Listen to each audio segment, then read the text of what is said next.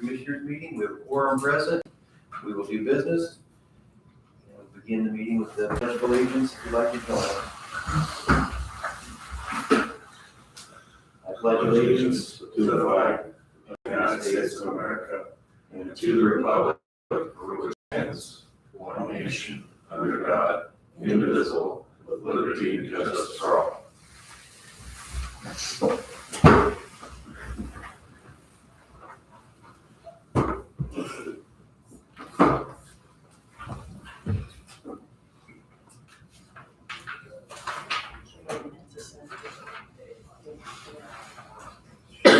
This one, wait for the, you say there's another section coming? No, you have everything in there. Okay. We just don't post them to the ledger until you approve. And the other thing we're waiting for is just the minutes. She's printing. Right, okay. So we've got the claims against the county. Any changes? No. I'll move that we approve. I'll second. All in favor, say aye. Aye. Aye, motion carries. Payroll, same thing, any changes? No changes. I'll move that we approve. Second. All in favor? Aye. Aye, motion carries. And the minutes will be over in a little while.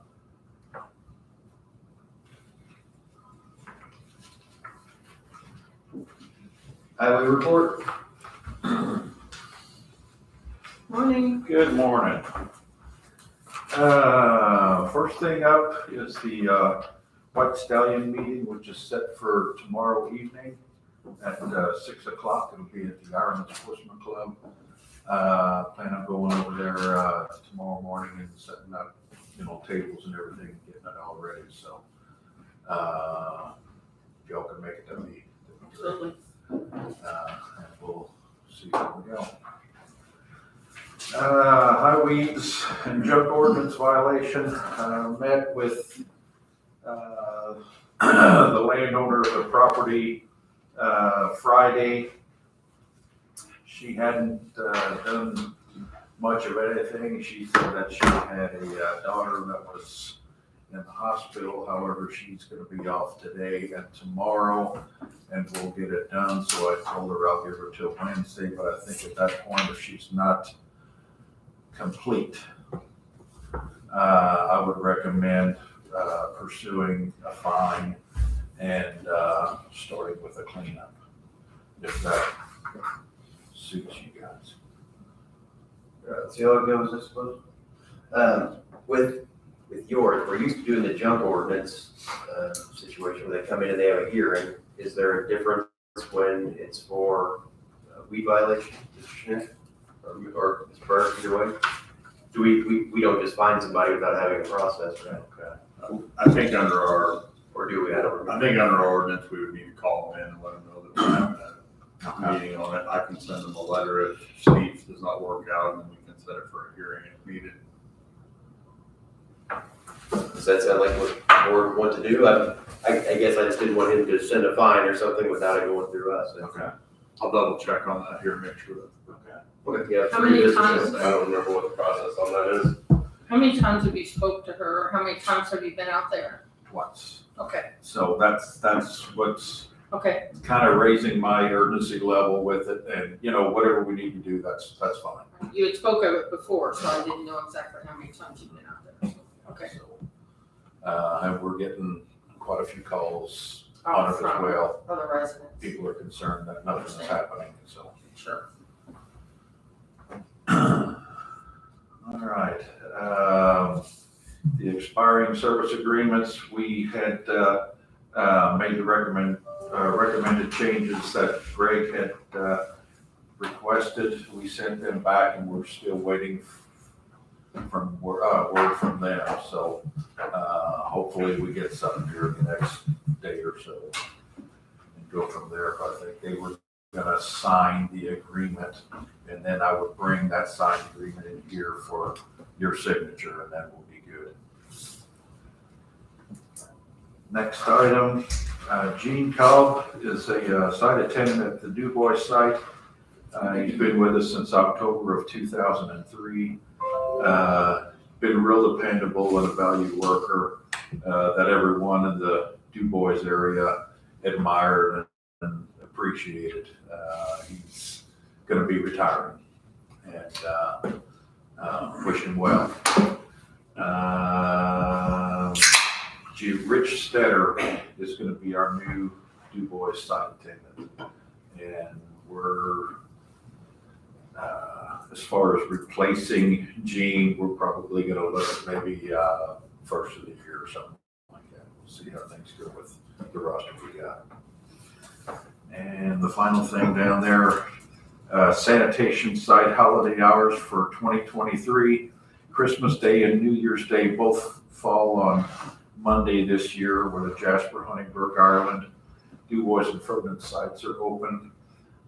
With this in mind, it's my recommendation to close all the sites on Monday, December 25th, and on Monday, January the 1st.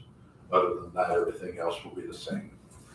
I'll move that we accept the recommendation, Mr. Berg, and have the sites closed on Monday, December 25th and January 1st. I'll second. Any other discussion? All in favor, say aye. Aye. Aye. Motion carries. Please advertise it. That's all. I mean, I think people will assume that they're closed. But. Yeah. And then the rest of it we'll do at 10 o'clock. Yes. Thank you.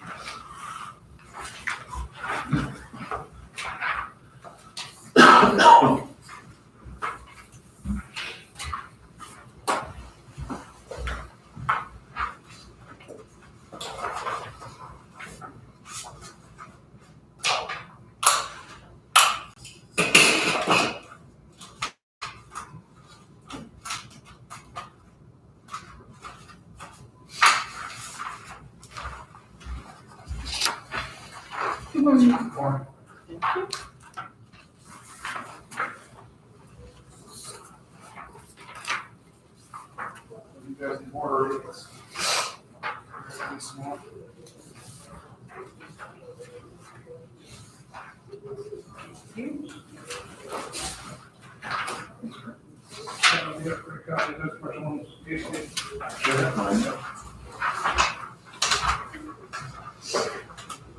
All right.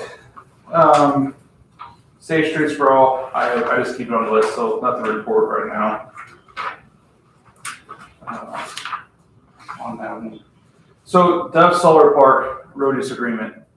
They approached us, they emailed us last Monday, right? And we were When their votes going. yeah, when we were all gone. So they sent an agreement. Greg and I have been negotiating with them, talking to them, trying to get the agreement finalized. I haven't read this latest one yet. That's my goal for today, and get that sent back to them.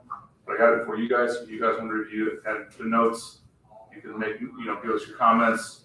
We can get it back to them. Her goal is to be here at the next commissioner meeting to get the thing formally signed and approved. So that is the goal. If everybody's okay with the agreement at that point. So is this our base document or is it theirs? Theirs.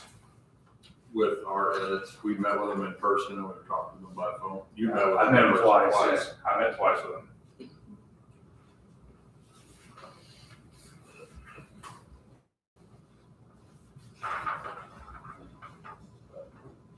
So like I said, take it home, read it, get any comments, email them to me, whatever I can forward them on to them.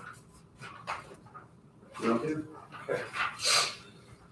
15th Street, I'm going for the council for the additional cost, $1 million. Over there, I guess it was advertised, right, Sandy? Did you say you had advertised for their next meeting? The million Yeah. Okay, next week. so that'll be for the interlocal, and then we will get those documents finalized. And I'll get some stuff drafted up for our Greg, do you want to do that? I will carry it away. For the resolution. Resolution, yeah. You get that, you get Yeah, we can work on that. Okay. So we'll have that hopefully by the next commissioner meeting to get that, the interlocal done and then the resolution approved as well. I got Nick's comments and yeah, I'll go over those. That's why I brought this one. I will be involved in the design of the bridge. That was part of the agreement. When we met with the designer, We informed them that we will, what we want, how we want it to look, things like that. You had mentioned something about a sidewalk. There will be a sidewalk on that bridge because their ultimate goal is to extend their sidewalks through and get all the way to the vacancy living, is where they want to be. So yes, there will be a sidewalk on that bridge. Actually be a path that will be longer, wider sidewalk, yes. Mm-hmm. So, the resolution, like, so we'll get that. And then, yeah, I don't know about that, your number 3, about giving the funds within 30 days. I'll look at that and talk to her about when we want to give them the funds, whether we want to give it to them up front or we want to give it to them, they give us an invoice, they get an invoice, they Right. forward it on. I think that would be preferable than Yeah. just do it on the. I think we've done it both ways. The city of Huntingburg, that was a federal aid job when we did that big overpass, Mhm. and we gave them full million, or we gave them installments. I don't think they didn't give us invoices and we pay it. We've done it both They gave ways. us invoices after the fact. Yeah. And it didn't hit the level. Yeah. But in this case, I think what I commented, with the rate environment, the longer we hold on to it, the better for us. And that's fine. We'll definitely talk. We can alter that. I don't see any issues with that, so not a problem.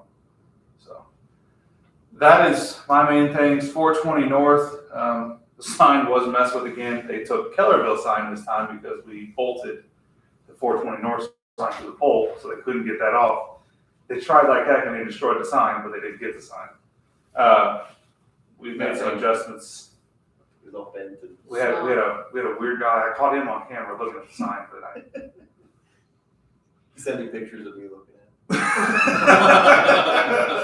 it. So, I mean, has anything proceeded with that, or is it still in process? We've got extra security out there. Let's put it that way. No, I mean, with that incident, I can't. We know what it is. We know what year it is. We can't find.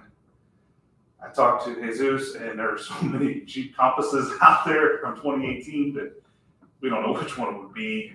So them trying to go out and find each individual one is, haystack type thing. Because you really, even in black and white, you can't tell what color it is. It's light color, but that's all you can tell. So we added some extra cameras. We've actually reinforced the sign, so it's gonna take a little more for them to knock it over. We're trying. So did I tell you that I drove by the one day and it was knocked over? Yeah. And the sign was still there, or appeared to be. It was still there. And then the next day, I guess somebody came back and messed with it, or took it. That's what it appeared to me. Does that make sense? Like, one morning it was knocked over and laying there. Yeah. And the next day I came by and it was somebody had taken it off. What happened, it was on Wednesday night before Thanksgiving. A guy, you can tell it's a man, went there and shook it free and it fell over, and then a car came down Kellerville Road and he took off. Okay. You can see him running back to the car. I actually got a picture of him running back to the car. They get in the car, and an hour later, that same car comes back by, it pulls down 420. They get out, and you can see him wrenching on the sign, trying to get the sign off. And then I guess he gave up. They took the Kellerville sign, jumped in the car, and took off again. Why? I don't know, just because they can. And then the 420 North sign sat there for 2 days, and then on Friday, Tim and I went out Friday morning, took the cars out of the camera, put the sign back up, got everything back to decent, so we could get there Monday to replace them all. Is that camera live when people are doing that? Is it ding you live? Yeah. Can you get them out there then? When it's live, it's still like a 10, probably 5 minute delay. It's not like instant, but so I know pretty quick, but. Surely they would know eventually it's gonna catch up. I would hope. Oh, So, It's just surprising that well, I don't we think- talked about it, Why? and just days later, it happens again. but I have not heard from that fourth resident, and I don't have a phone number, so besides physically actually driving out there and talking to him, I haven't done that yet. We have phone numbers in there sometimes, so. Okay. I'll give you. What does the board feel at this point? We just gonna let it fly for the moment? See if anything resolves itself? I guess that's how I feel. I don't think I'm ready to move forward with changing the name of the road just yet, but at least we let the residents know it's a possibility. Is that what you got? Are you okay with? Yeah, let's just ride for a little bit. I'm not ready to change it yet. I hate to do that for the residents. Mr. Schneider, you were looking at that last time. What, Just changing the sign. is there a, do you know what the process is or what we have to do? I would imagine we would have to get with 911, have to get with Mr. Beck, and you not have anything to do with that. And that one had to do with it. We have to inform them, but it's not their approval. I would say we probably have, I don't know, maybe just have a public hearing, give you a notice and. You know, before Well, we. it has We're our gonna do it community at one corrections of the building out by the meetings. jail. So we could have a public hearing at one of these meetings and then make a decision at that time. Put a lot of time and energy into the sign. Is there just one sign? There are two signs, but they only mess with one sign. The other one's by the highway, isn't it? No, the other one's, No, not so. yeah.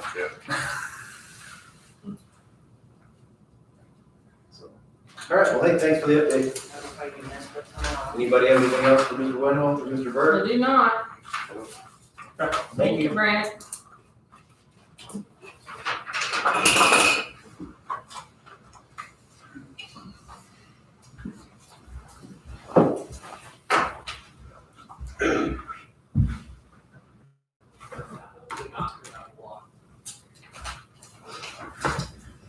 Later in the meeting, we're going to go over the appointments to different boards, but one note I did have, I don't think I brought this up last time, Harvey Berger will be retiring from the airport board.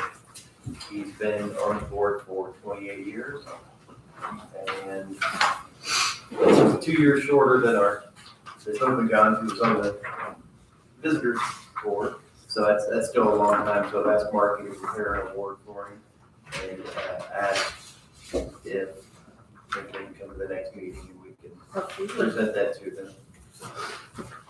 People don't always get a lot of recognition for their service on these boards. 2 or 3 decades is probably worthy of a little recognition and thanks. So that hopefully will be coming up next meeting.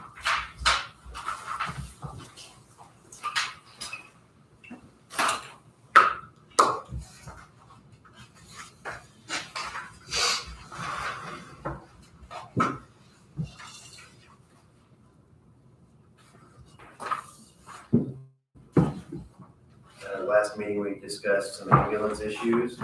We did talk to Ryan Young about those and making a purchase or a new order of a remount so that we can stay ahead of it because the lead times are so far. And I've asked him to come in as well, so I would assume he'll be getting on the agenda for the next meeting as well.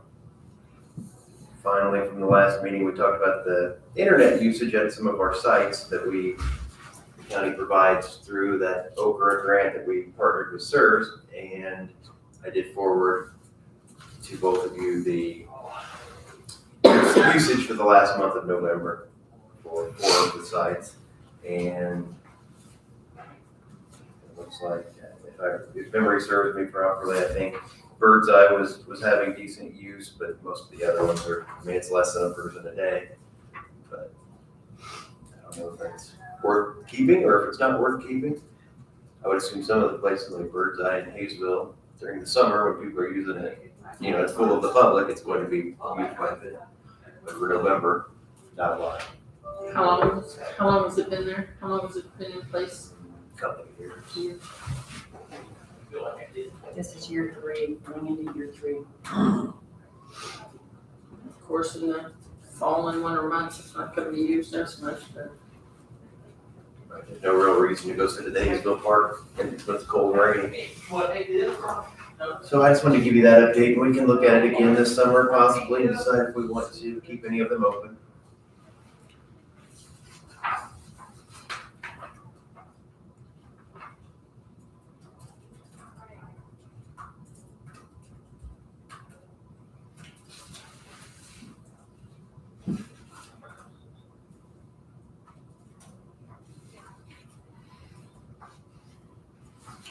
So in a few minutes, Tammy Humber will be here to talk about the cybersecurity plan. Commissioner House, do you have any comments on it? Mr. Stephenottle? I do not. And you were involved with it, right? Who was it, you and And Tammy? Tammy, Narissa. Okay. So I guess I can ask you, I've got several questions I'll ask you all. We have some downtime here. So there's the list of contact information. Who, when will that be filled in or who will If fill we that? have an episode in it. What section you're in. At the introduction.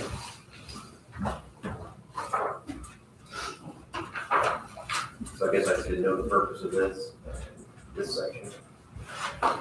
Should I wait for her to come in or? Well, you can kind of see it one here, it's a bunch of sections here. While she's looking at that, we do have the minutes from the last meeting, November 20th. Does anybody need a chance to review these, or did you look at the digital copies? Any modifications? Okay. I'll move that we approve the minutes from the November 20th, 2023 meeting. All in favor, say aye. Aye. Aye.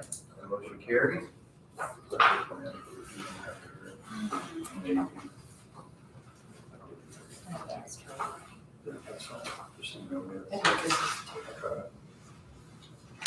I don't know if we have to fill it out and I can put it on the, here. I don't know what that. On page 7,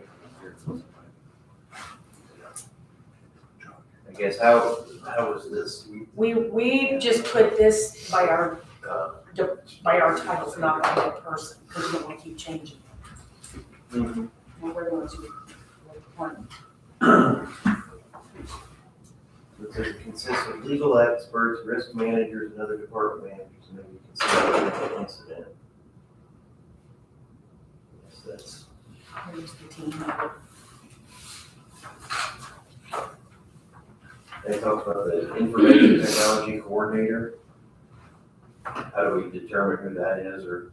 That's matrix. Or is that me because or is that?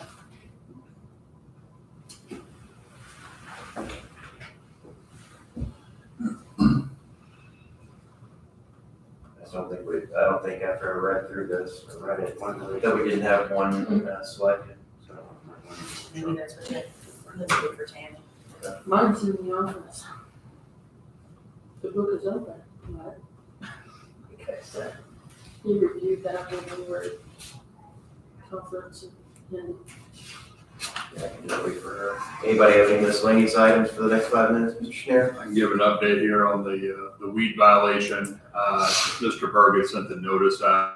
It does say that if they don't correct the violation, then an order would be sent setting a date and time for a hearing before this authority here.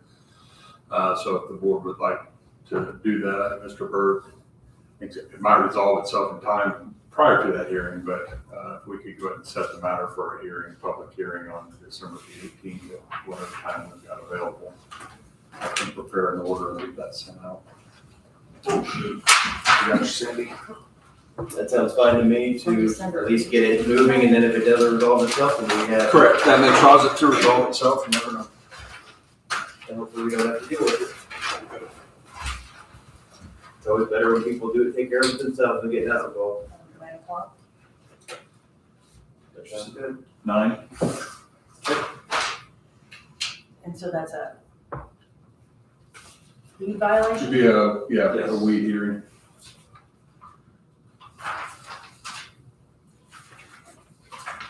So I just need your signature. So Steve, if you could send me that information I asked about today sometime, then I can work on it, kind of notice. Okay. And we'll have the auditor's office send it up.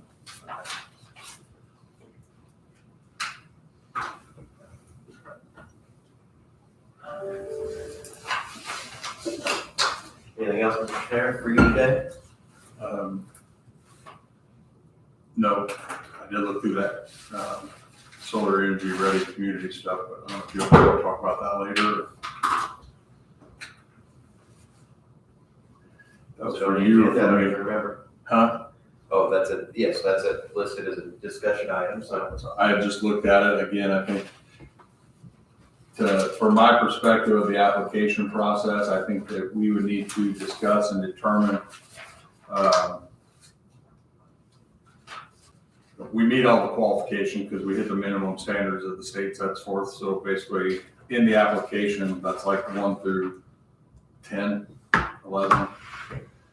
Part B discusses, how are we going to identify potential project sites?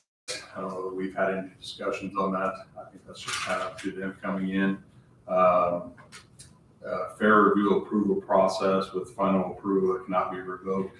I think that's us formulating what this formal process actually looks like.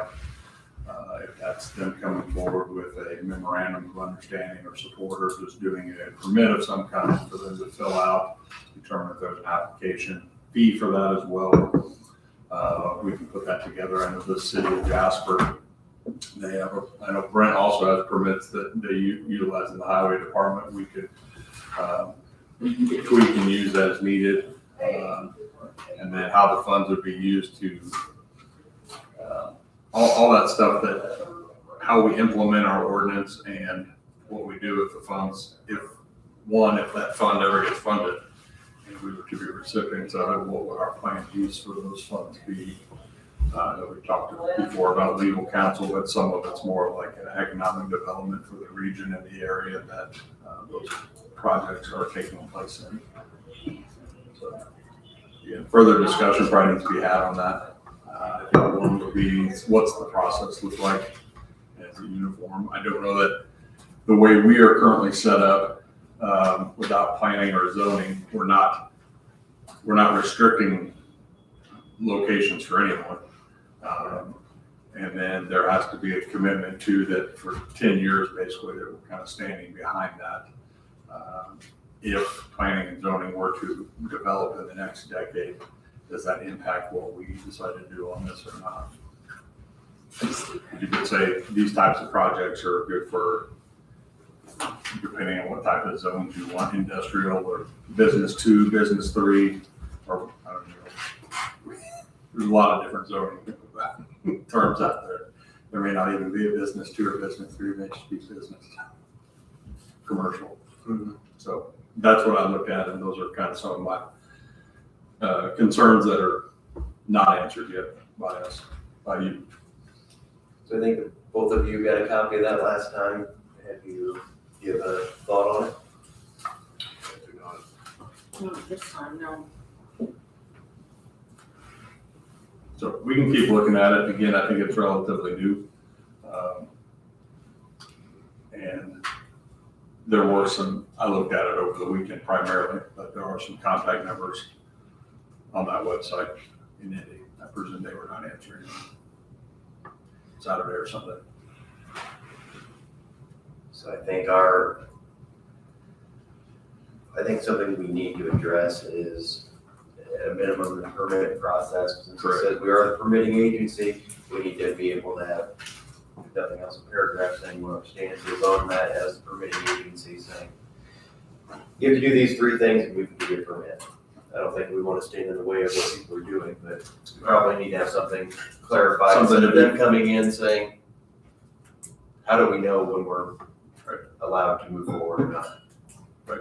Your expectation is they come in and then we say, that's fine, you've met our minimum requirements. And as of today, I'd like it to say they have a road use agreement with the highway department and they have a decommissioning agreement approved by us. correct. One of those is required by statute, and road use would be required by our ordinances.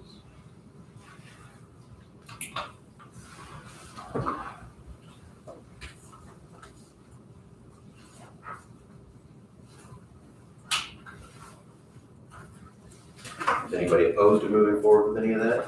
I'll look into what to get some type of permit or a form that would look like for that.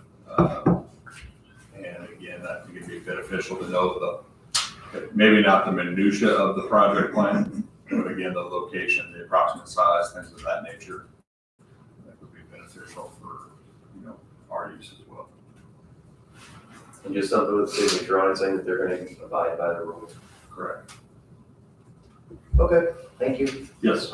Okay, next up, we have cybersecurity plan approval. So I started asking Sandy some questions about it already, but I guess we'll just do it here. Yeah, sorry. No, that's okay. I think it's Well, probably you want to better. answer, because you have better notes than I have, maybe. So on page 7 is the first, or page 6 is the first thing I had a question on. There's a blank form. It says contact information. It's right after the introduction. I didn't know what purpose this page served, if it should be filled in now, or if it's serves some purpose in the future. I think this is where, I mean, it's a good catch. We probably need to put in Sandy's name, or not name, but we need to put auditor, EMA, and IT, just so this is the first contact that you're supposed to call, like if there's an issue, so this would be the first contact. So we need to add those names. So that's on the next page. So then this page seems irrelevant to me. Seemed like it, I just didn't know for sure. Good catch. Okay. We'll just remove page 6 and move it to 7 and it'll cover everything. On page 7, I was just asking Sandy too, how that, if anyone else needs to be on this list, who the incident handling team is. I honestly, there is so much information here, I think that's the biggest fault of the document is it's too big to be of any use. That's my opinion. Well, and that It's is a lot why, bigger. yeah, it was much bigger than even what this is. And, I don't even know how to make it any smaller, really. We contracted with Matrix, they're the experts, they know what they need to have in this plan. Honestly, that's who we're gonna be relying on, the majority of it is, if we have an issue, we know to contact Matrix immediately, and they're gonna send that person that is assigned to DuBois County, and they're gonna help us get through all of this. The one thing I am gonna add, I thought about, is in the very back, I'm gonna add a resource page that will have all of those places, that Sandy has to contact, the state, the federal government, I wanna have that on a sheet of paper in this plan. And that's the only thing that has not been added. Yeah, every year we have to designate a point of contact with the IoT and Right. Because I thought that was in here somewhere, but maybe not. There is a list of things, but I want it to be more local, more local based, so it's not, those were numbers that we were given from Matrix. I wanna go look and see what the number for the state is, I wanna put the 696 in there so that they know exactly who we are and stuff. It's our local, people that we deal with on a daily basis. I guess I think if we find that somebody's attempting to break in and hold our information hostage, this book is not gonna help us, because that would be time-sensitive work. I mean, unless you guys already have it all, you already have all the knowledge of it, but for somebody to pull this out and say, what are we supposed to do next? I think. The way, And who said we have to have this? no I mean, is it a requirement or is this? It's not a requirement from the state of Indiana yet, but that's what that pilot program is that came in, that started, Mhm. it will be. This is getting DuBois County ahead of the game, basically, and that is why it was started, because of the pilot program. And we received a grant from the state of Indiana so that we didn't have to incorporate any funding into it. We were able to get, because I can't write a cybersecurity plan, I mean, that's way over my head. And so that was the purpose of the grant, was to have them come in and write the plan.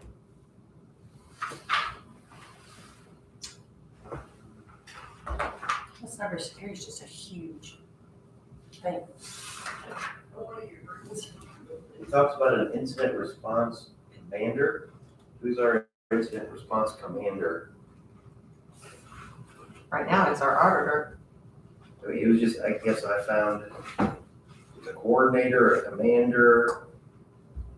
There's just a lot. I guess there's just a lot going on there. That's part of incident command, honestly. You have lots of levels of people in their positions. So Sandy would be the first position, then it would be Matrix, then it would be the EMA office. And, the EMA office is basically the commissioners right along, because we don't do anything, our office doesn't do anything without the commissioners. So that puts it, it's just the way it is with incident command. You just have someone in charge, someone secondary, It's kind of chain of command. Position. Everyone has their position and their duty, their job. Correct. And when you see EMA in this plan, it is because I'm the authority of the EMA, but you guys are my authority, so it's no different than any disaster event. This would be the first place that I would come is to the commissioners. The cyber, this is on, in the section called cyber, or incident response form. The form as it's in here isn't usable, so I don't know if this is just here as a placeholder and you have it electronically somewhere. It's an electronic file, yes. This is just to give you a visual. I didn't know if we wanted one in here that somebody could pull out, Xerox and use, or, We can do that. no, I'm not saying I know any better than you do, I didn't know. I thought as it said, it wasn't, may not work. Well, it gives you a guide. I think that's probably a good one. Incident handling form. I think I'm getting old. And it's very I know small. I'm getting old in Yeah. print. I'm Yeah, turning into one of well, and this those. is the, Oh, you have no idea. This is another one that is actually online and it's a large Excel spreadsheet. So I did the very best that I could so that you could have a visual and be able to read it without a magnifying glass, which, you know, I have magnifying glasses and it's still hard for me to read, so. Now that Not I'm reading alone. in a well-lit room, I can read it. Yeah, I you're was not, looking at it in I my think room last week. I think what you have to realize is if we have an incident, we can start, but this is kind of like a, what did I forget? What did I do? We can go back to it and say, we need to Yes. do this. and in all the years of being an EMA director, a plan is just that, it's a plan. And what my job is, you write the plan, you go over the plan, you practice the plan. But when an event happens, you don't pull the plan out. You know what your steps are, that's what part of writing the plan is. The next step is practicing that plan, and I would like it sometime in '24 to hopefully do a department head. You know, everybody in a room, we can go over everything with the plan, just kind of do a tabletop, say, okay, if this event happens, what are you gonna do, Chad? What is your job if this pops up, you know, and try to review it. sure. Get it in everyone's brains that you don't literally pull out the plan whenever you have an event. I've never done that in my 30 years of working in event. But that's, you practice that, that's what you're supposed to do. But it could be a situation too where like Sandy is in the middle of trying to handle this from memory, hands it to somebody else, they look through this, what are we missing? Yeah. You get a deputy to help. That's why we wanna practice, that's why we wanna do some tabletops. And, you know, at some point in '24, I'm gonna come to you guys and ask you, can we set this up and have our department heads all in a room together? And then, you know, those department heads will then be responsible for training their people that are in line, you know what I mean? That's kind of rolls with it, so. All right, my next question's on the vendor management policy. Do we have that form? Has that been created? It talks about a vendor non-disclosure agreement or business associate agreement. I don't know that I've It's in ever our seen contract. one. I guess it would be with Matrix, but is this for, do we have it with anybody else? Any of our software providers or? I would say it's in our contract.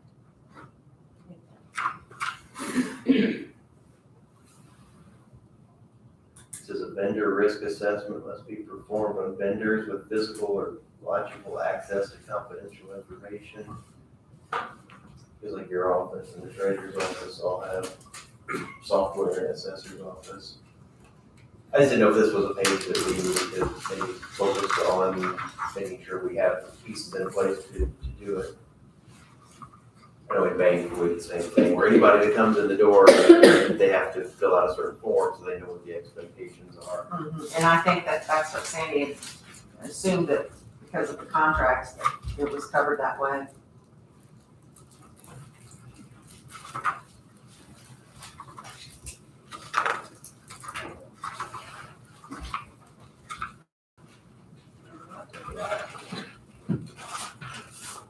So again, I'm not, I hope I'm not coming off as being critical in any way. This is well put together, and there's a lot of effort obviously put in here. I just wanted to make sure that whatever document we had to be usable for the purpose it was created. question I would have is, are we satisfied with the server locations that we have and the security around those? That was something in the back, talked about the physical location of some of the items we have. Are we in good shape with, I hope it is. I mean, the one in her office is under lock and key until she moves out, it's still under lock and key. Yeah. that in your office, somebody would have to go through? They have to go through the Multiple office, which our doors. office is under lock and key, so Right, and then the third one is at the health department, and it It's is in the also locked room. in a locked room, so. So you don't have any issues with it at this time? Seems like it's working fine where they I believe that everything, the backups are where they need to be and seem to be working fine. If we could get the heating unit downstairs to work better, cooling unit, it's gone out twice now. They were there this morning, because if it gets too hot, that's. and that's what does scare me about that location when she moves out. There's nobody down there to watch it like there is now.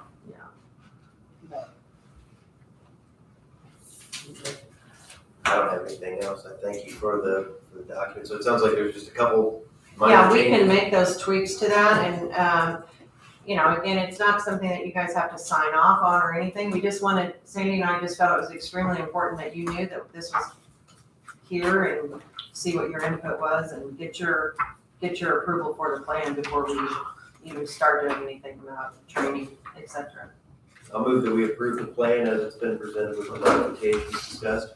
Any other discussion? No. All in favor, say aye. Aye. Aye. Motion carries. And I appreciate you guys very much. Thank you. Thank you.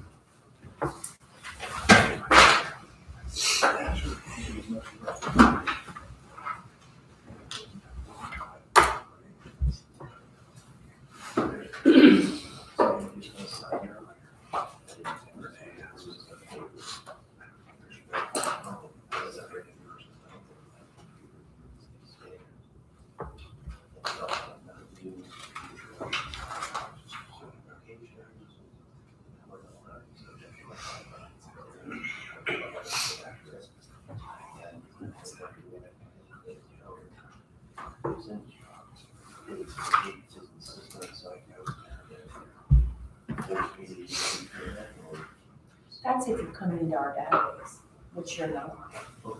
So you mean if I was doing like. If you were logging in, or something.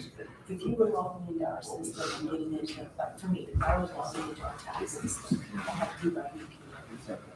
But we didn't do But it. if you need to just do an email or need to just do minutes, that's not confidential and it's not gonna hurt any of the databases. That's what No, no, if you at the conference and logged into our tax system, that's a different story. Right. Is there a master on that we need to sign or anything? No, I don't think so. okay. I know we all got those to look over and things like that, but I didn't know if there was a master Ellie someplace has that. the master. She's Okay. got the- And she's Okay, got. I didn't know if we needed to sign, And she has the digital copy of the. okay. I think it's. Do one of you want to keep your copy here, or do you want me to do my copy here? No, I've got mine in my office, so, no. I'm happy just to leave mine. Well, and the other thing with this is we did participate in a pilot program. You know, Sure. They want to take copies of ours and use it around the state. We kind of were protecting ours. We put a lot of time, energy, and money into this. So I don't think we want to just pass it out and say, here, Well, didn't our grant pay for that? we got grant fund for it, yes. But we still put the time and energy and money into it. Right. Well, I wonder if that was part of the. That was not, the grant was not part of the pilot. They were individual. Okay. Because we had the grant and then we were part of the pilot.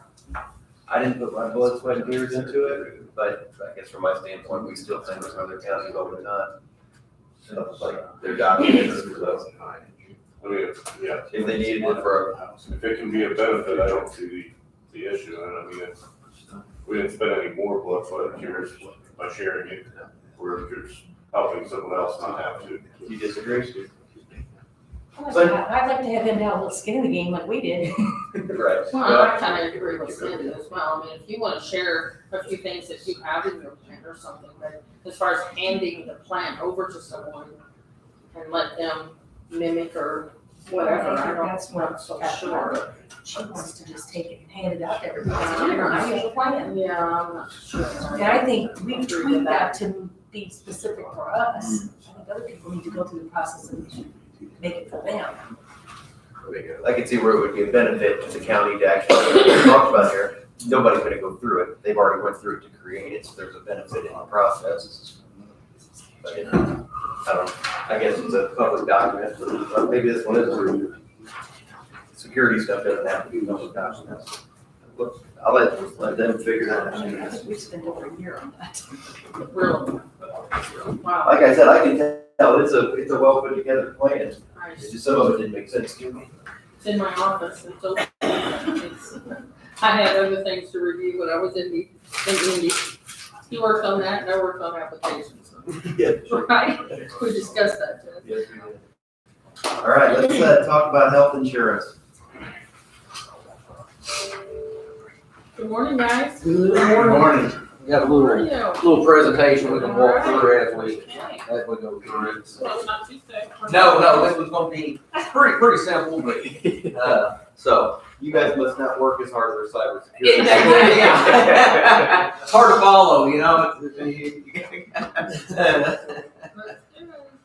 So Marky Rhodes here with an HR department, Max with the Houchins Insurance Group, our broker. So what I want to say before I get started with this is, as we're going through this, I don't want there to be a confusion among the employees that with the whole memorial going to Deaconess thing, we still have to have a referral in place to get in-network pricing. So I do want to put that out there. So our agenda here today is we met with Toka Valley on November 21st. They had an all-employers meeting to go over the changes and stuff. So the agenda today is we got to decide whether we want tier 1 pricing with Deaconess or Ascension.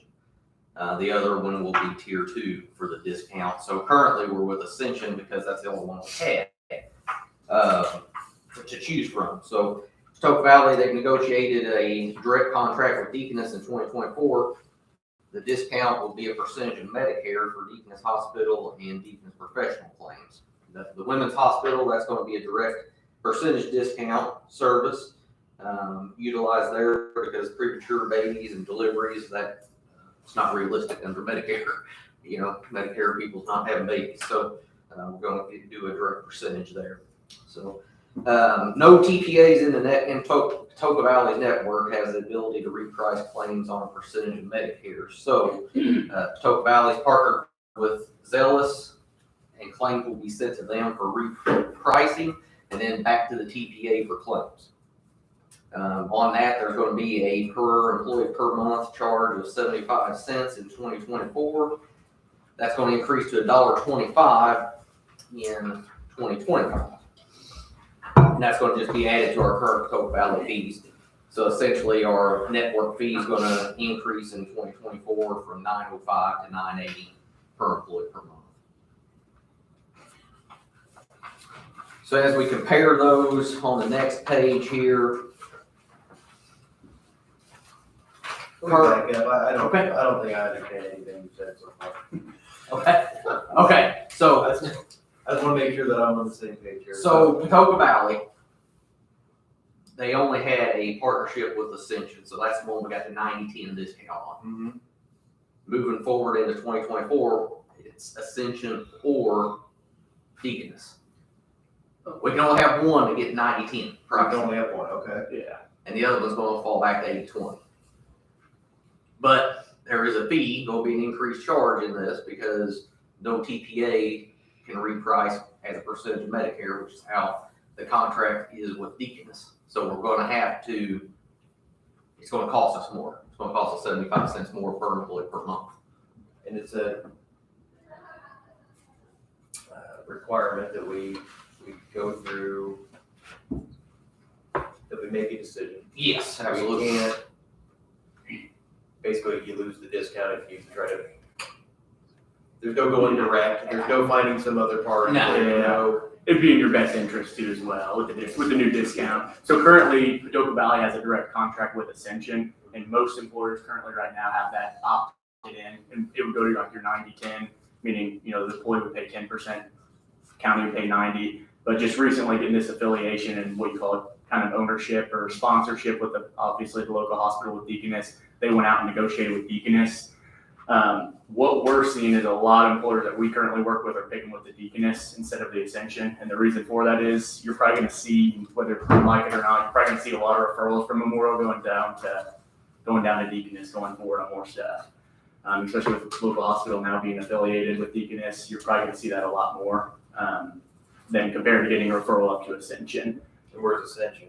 Indianapolis area and up the corridor away, like, yeah. And actually, you know, if we want to jump clear to the end there where we do our recommendation, we are recommending Deaconess. I mean, it's already happening. We've got heart patients before that was always going to Ascension, so we were able to get that 90-10 discount here recently. I know one in particular I've been working with, they shipped them to Deaconess, so we're losing that discount already. So it would be kind of foolish not to, especially with that partnership with the hospital, to switch over to Deaconess for 90-10 and then fall back to St. Vincent for Ascension for the 80-20. And these places give us this discount because then they know they get all of this.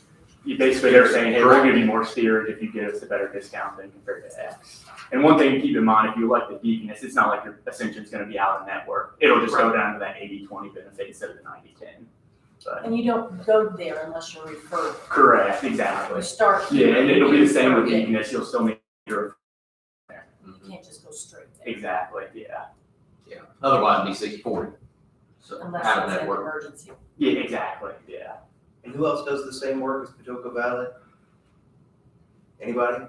Who does the same work, like network-wise? Right. Yeah, I mean, there's small little networks. There's some up in Fort Wayne. There's up in Cherville. But they're the only player here, Yeah, I mean, yeah, yeah, so we have no choice. yeah. I mean, you could move carriers, but it wouldn't be in your best interest. Right, too. Yeah, Essentially, we don't have a choice. yeah. Yeah, makes sense. Right. It's more or less just making the formality to what our choice is for 2024. All right, I caught up, thank you. Yeah. Essentially, so. There's a lot of moving parts. It is, yeah. And the next page there is just that comparison. That's kind of what we're talking about with where the discounts are at. And then in 2024, where the discounts would fall, I just got them in there as tier 1 or tier 2, depending on which one we went to.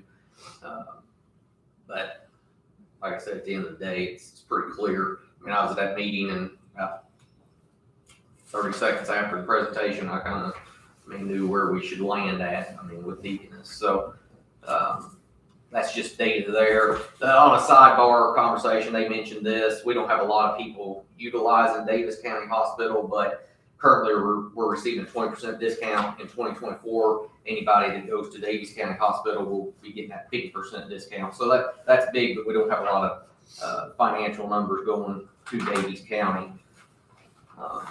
And then Can we talk about that too, so a discount, so if a procedure, there's certain procedures that they have to disclose, right? Right, that's been a portal, and say it's $1,000 for a knee examination. We would be billed at 20% off of that, we'd be billed at $800 today, and in 2024, we'd be billed at $500, that's just how that works? Correct. Yeah. And how do they get by with doing that? That seems ridiculous. well, because they're charging way too much anyway. I mean, that's what I mean. Yeah. I mean, honestly, A cash, is there a discount given for a cash payer?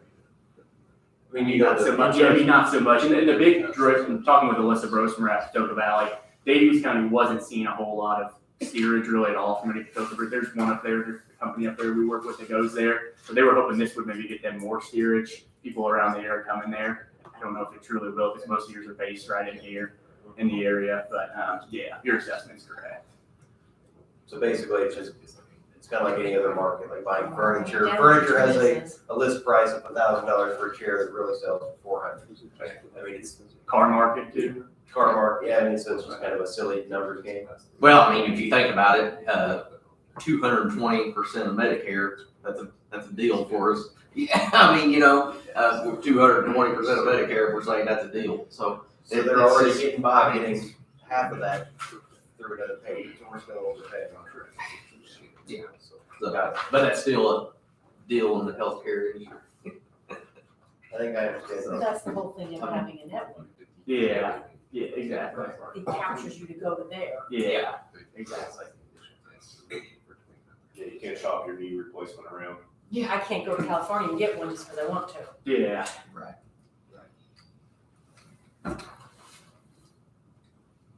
Yeah, so on that, this is like more of a thing, but let's say somebody doesn't need a knee replacement, they get steered towards certain people, right? Mhm. And if they do their own research and say, better outcomes from Dr. Smith and out of network, they're still able to do that, they just receive they pay higher or something. That'd go 60-40, yeah. Well, actually, what you're talking about, that was big in the industry, but last year, but we can capitalize on it because we're kind of married to Toca Valley. But that healthcare blue book, that's what that's about. You go to the website, that's all about transparency. You can find the quality plus the price and pick your provider. But all we've got with ours is just the basic requirement because we don't allow that outside to go outside anyway. So to keep ourselves compliant, we just got the bare minimum on that. So, but to your point, that is true. One thing I wanted to touch base back on page 4, the comparison. Also, if you look at Ascension, currently we're at 60% discount. And then in 2024, you notice tier 2 down there is a 58% discount. So that's another reason why I would push us to Deaconess because we're only losing 2% essentially. Does that make sense? Off the discount. We're tier 1 Ascension. So we're getting that 60%. And then in 2024, we would go to tier 2, which would be at 58%. So.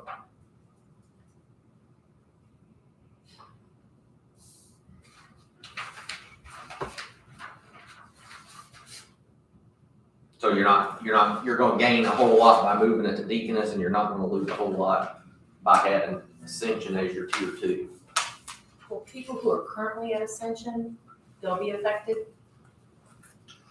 Well, they should already have a referral in place if they're there. Right. But They could still go, it would adjust though to the 80-20 instead of 90-10. Yeah. Beginning So 2024. Yeah. So the people that we've steered one place, they're gonna have a negative consequence of 10%. Yeah, 10% correct, yeah. Yeah, we total, we've got through mid-November in 2023, we've already got 18 employees or dependents that's utilized Ascension versus 20 with Deaconess.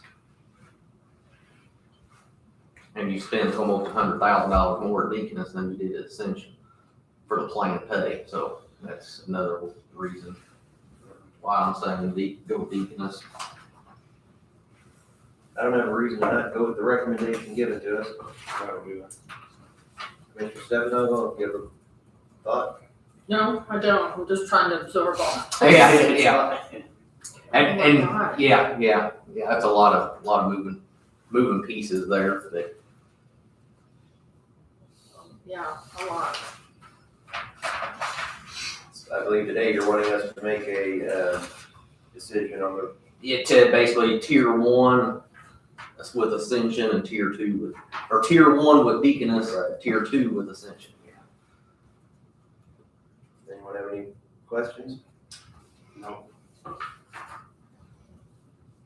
I'll move that we accept the recommendation given and use Deaconess as tier 1 and Ascension is for tier 2. I'll second. Any other discussion? No.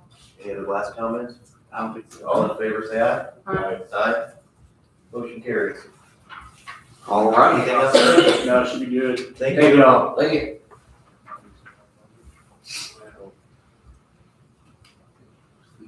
So will we be adjusting our plan then? Do we have to do a plan change?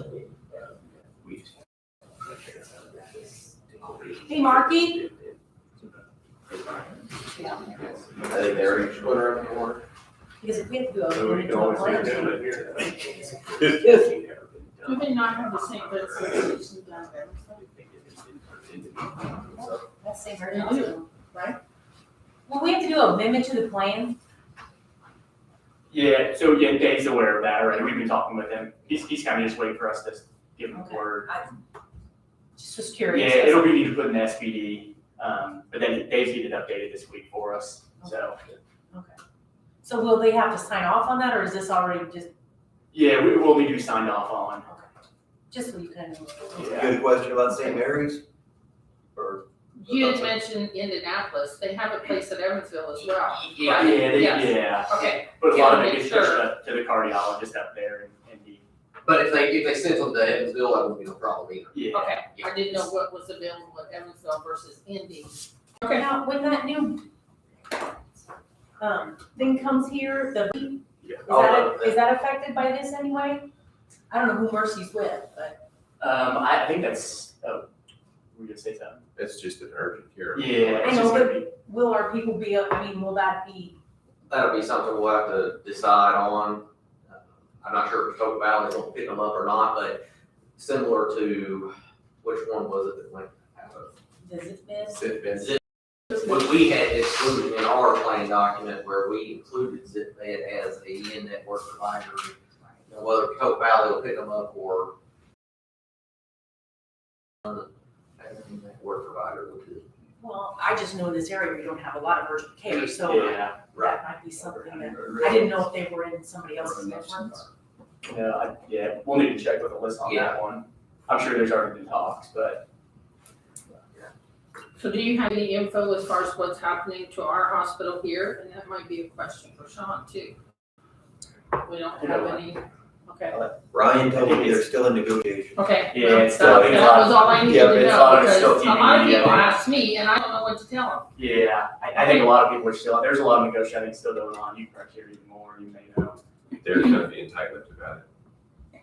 Okay, because that seems to be the thing that, you know, it's kind of hush hush. There's a lot of, I'm sure a lot of negotiating, but, you know, people ask me and I don't know what to tell them. I mean, Yeah, Well, one note that Coke Valley did say in their meeting is, of course, they released all their anesthesiologists and a lot of their surgeons has moved on, so, they're bringing in, I guess, these kind of a part-time on contract basis for 2 weeks, 3 weeks here to do surgeries, but, they did commit that if one of our employees would need a surgery and they felt like that Memorial could not effectively and efficiently perform that surgery, then they would grant any out of networks to get a surgery Well, that's good to done. know.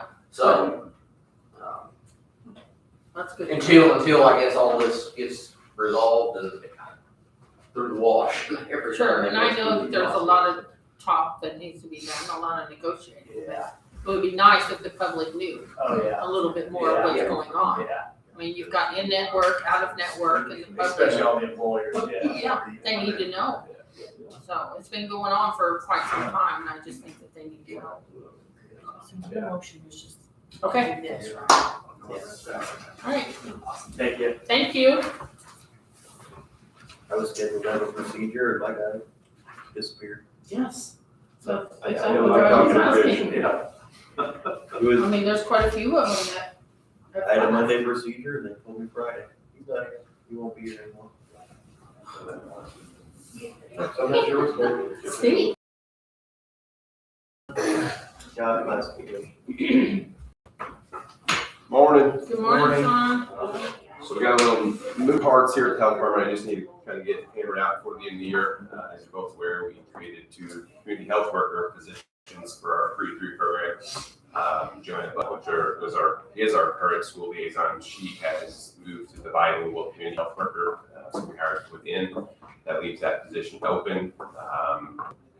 Rather than hiring another clerk, I think it makes more sense for the health department to transition that position to a nurse because Mariah, one of our home health nurses, is going full-time pre-3, so that takes her out of the nursing mix. The health department, her patients are going to Erin, which is mainly full-time home health. That leaves me with only 3 nurses in the department to get vaccinations and everything else that we need to do. So I'm proposing today to switch the school liaison position now to a school nurse liaison position, so that would change the job classification. I've got a job description here. I figured out Friday and this morning, get with Marky to finalize that, but that's my proposal as of right now. Any questions, or if you have any comments or concerns with it? And this is all being funded out of the school liaison. Currently, there's a little over 700,000 in that grant line item. By the end of the year, when we meet all of our deliverables, we'll have an additional 400,000 to add to that. So that should cover that position for years to come. And once that money expires, the plan is to move that to the Health First Indiana funding. So we'll leave some money available in there. The grant funding cover their wages and their Everything, yeah. We pay healthcare. wages and insurance. Everything comes out of the grant. So from a total staffing level, it's not a new position, it's a change of position, change of classification. It's a change of classification for this one. The one that Joanne moved to is a new position. So she's moving from school liaison to community health worker, bilingual community health worker. Was that created already? Yes. Okay, I thought so. But this one in and of itself is not a new one, it's. No, it's just a modification. change of classification from a COMA to a PAC. And change it from a clerk. Clerk to a nurse, yeah. That's the job So classification. you're gonna be one nurse out, or maybe one clerk out, one nurse.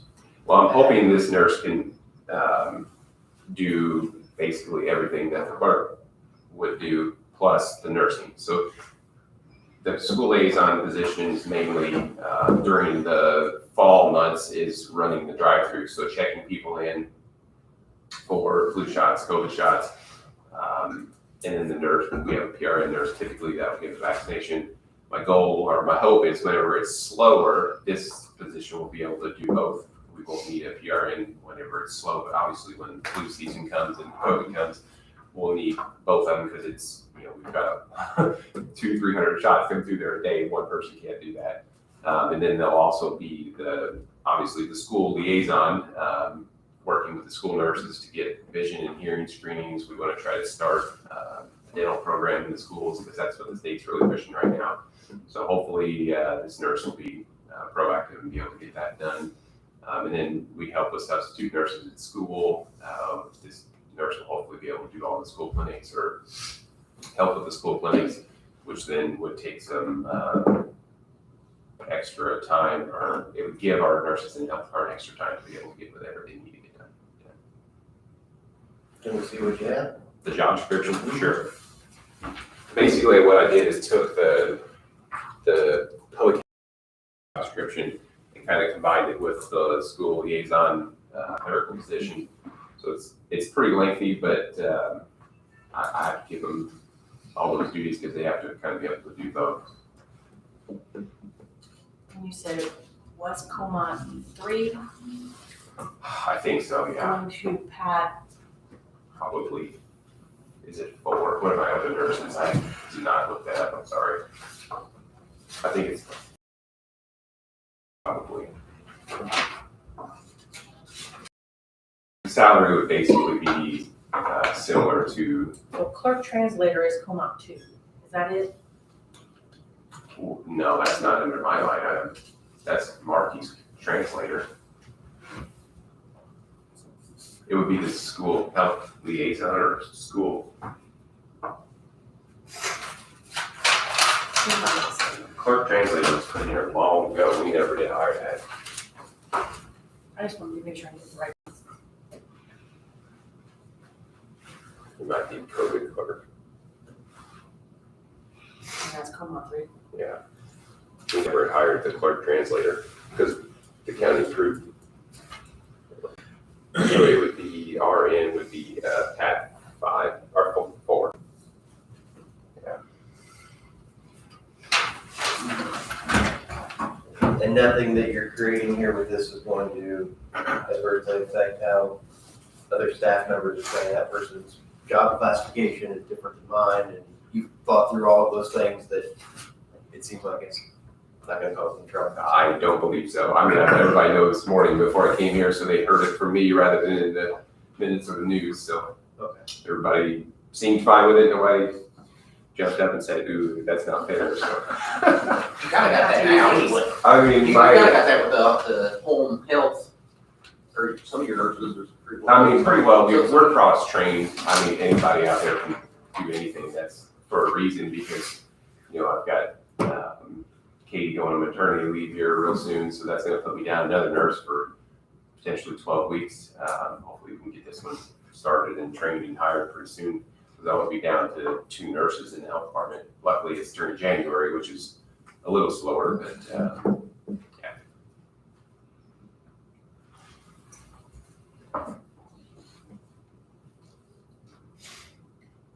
Just a typo at the bottom of page 2. Yes, I'm sure there's some. I just threw that together real quick. I need to review it now. Mark, you can go through it too, but I know there's probably some typos because I was trying to convert it from a PDF to Word and typing it all as fast as I could. And I'm sure I made some mistakes. After they're done reviewing it, we can give it back to you. You got a PDF converter to Word. Yeah. You gotta know that. Yeah. I was typing. Come on. We don't have it. I'm sorry. I don't have these. Next time I would send you a PDF and say, convert to Word. I can do that. I was gonna do it Friday, but you were out. I tried to call you.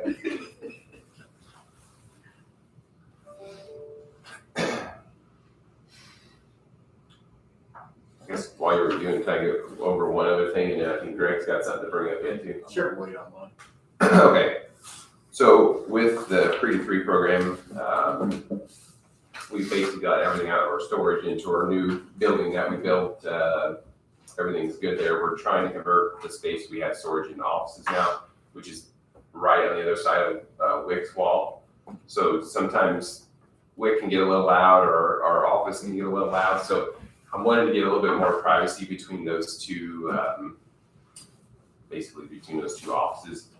I looked into purchasing like a movable wall like you see in conference rooms, where you can kind of open it up and close it. It was like $20,000 to put something like that, but I didn't think it would be near that much. Then I went to like just the accordion style wall. They were still saying it's gonna be like 10 grand. What do you have now? It's just cubicles, and they don't do anything for They don't go sale. all the way to the ceiling. No. So it's like a 6-foot wall and a 10-foot ceiling, or whatever. Yes, so it does nothing for sale. So what I'm proposing is just to put up a simple studded 2x4 wall, drywall it, and you know, if it ever needs to be torn down, I think I can do this for under $500. I just needed to get your guys' approval, because it's gonna be putting permanent wall in the building. Electrical and stuff in like that then? It's just gonna be a wall. There's no power, nothing. I'm just gonna put 2x4s on the floor. How long's the road? It's about a 30-foot span, so just put 2x4s on the wall, put them on the ceiling, stud it up, put drywall up, and paint it. If it ever needs to be taken down, it's $500. I've wasted. I mean, if we ever get the space back, which I don't ever plan on kicking Wick out, but you know, if they ever move, then it would be very simple just to, if we needed to move it, pull it down rather than spend 20 or 10 grand on the wall. That I'm And hoping how fast are you wanting to move on that? by the end of the year. So my only thought on that is for just doing gel construction, you put up a wall, that'll change your HVAC, your airflow. Well, I need to talk with Scott, and hopefully Scott will help me, but we'll get Messmer's out there. The whole other side of the Wick space will be open, so I'm hoping that ventilation, the zone would still be fine. I can talk to Messmer's to make sure that it will be. So that and fire, if it blocks any exits or anything, I don't know. There's, Shouldn't change anything. there's no door in that wall anyway. They would have to go over the cubicle wall. Right.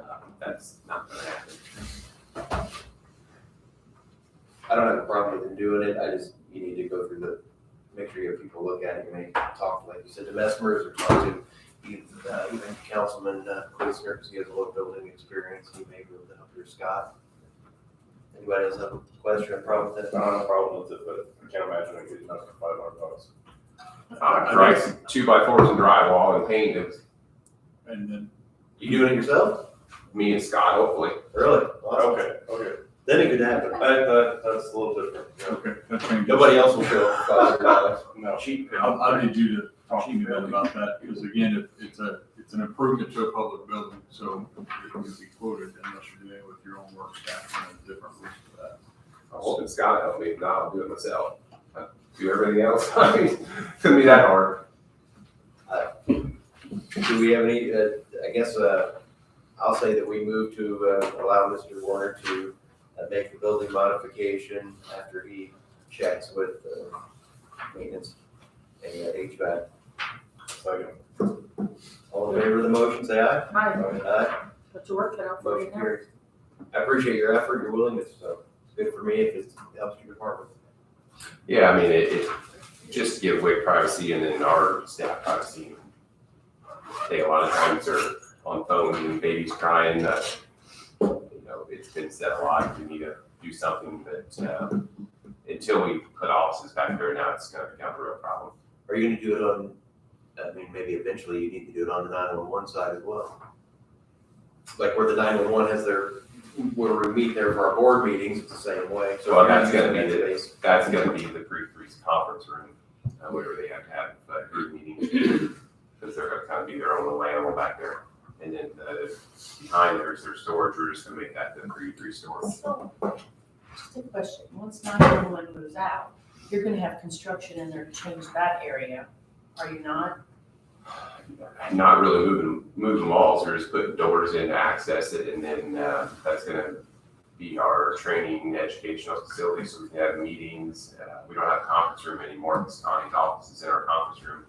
And then that's gonna be like where we're doing our, health educator, so, exercise, healthy eating, active living demos, and, smoking cessation, all those meetings and education will be done at that facility. I was just thinking if you're doing construction then, why wouldn't you do this all at the same time? Because that probably is not gonna happen until the middle of next year, because the jail just keeps getting pushed back. So for now, this is the first step. Sounds good to me. You give something else? I think he's gonna hold the next one. Okay, great. All right, that's all I got. So you said he can do this after checking With Scott and HVAC, Yeah, I'll have with Messers and Scott. $1 for one HVAC. And then I'll just hopefully take, whatever it costs out of the building maintenance fund for the rent. Because that's what's, we'll have to appropriate that. gonna do that at the next council meeting. I'll get budget. You won't get the appropriation, no, it's too late to advertise for it. That had to go press before Thanksgiving. You don't have funds, building maintenance funds that are already allocated? Not unless Scott's got them out. Well, you'd have to ask him what he has. That's a pretty small amount, hopefully some of that money is already appropriated somewhere that we can make use of it. So you're talking about the St. Charles maintenance fund, I think he Yeah. just did that for something, but he's got something in mind. Landscaping or Yeah. something. Can I just file a claim if I pay with credit card?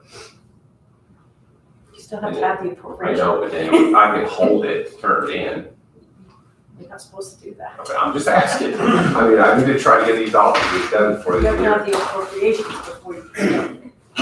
So Sandy, if nothing else, can we see if there's any money in the commissioners, that line item, we have the $10,000 discretionary? Let me just talk to Scott. We can find, I think it would somewhere. He may have some already there, so. Or if he does have some appropriated, maybe he'll put a project off until whatever, I don't know, we have to ask him. Okay. Councilman Schmidt? I believe, Sandy, didn't we appropriate money for Scott for the health department out there or something? Well, I think he has landscaping or Oh, something they in just did the progress, landscaping, yeah. so that's what that was for. Sorry. I'm sure you can find it. That's why I said maybe he has some extra built into it, I don't know. Okay, I'll talk to Scott from Messers.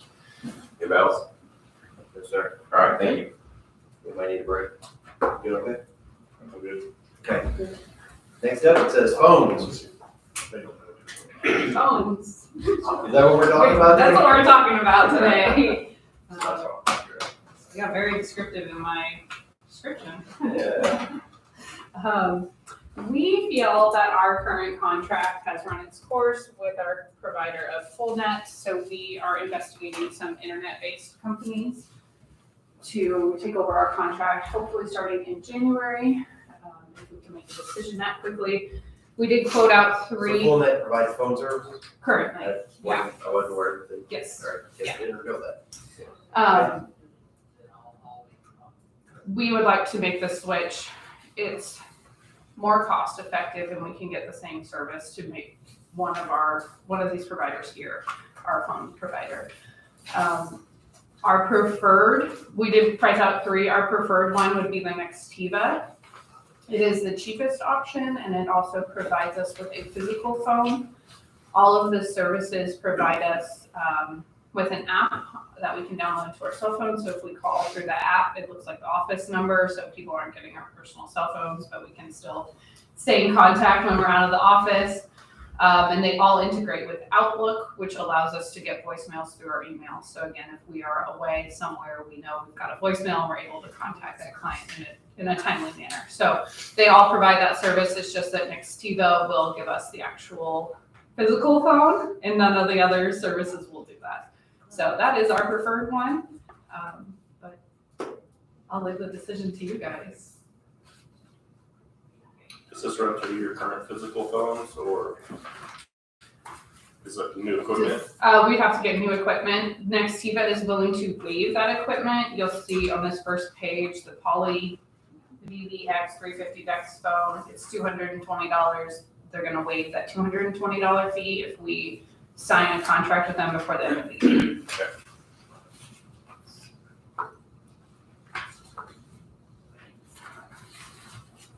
So the Nextiva shows a quantity of 8 and the other 2 quotes show a quantity of 9.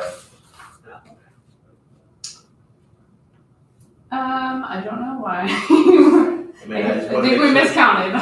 I didn't know if that would make a difference on the pricing that the other 2 gave, or if that would make a difference in your, which one you would want to do. Sure, so it looks like it'd be a little bit slightly The difference cheaper. wouldn't be a fax line, would it?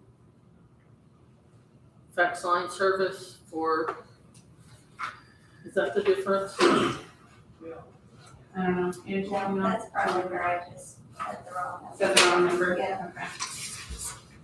Yeah, so $30 less on green and 20 on Vonage. Do they incorporate 911 somehow? Yes. Okay. They all have that feature to them. Was FullNet given the opportunity to offer something as well? We were really, really unhappy with how we were spoken to during the move.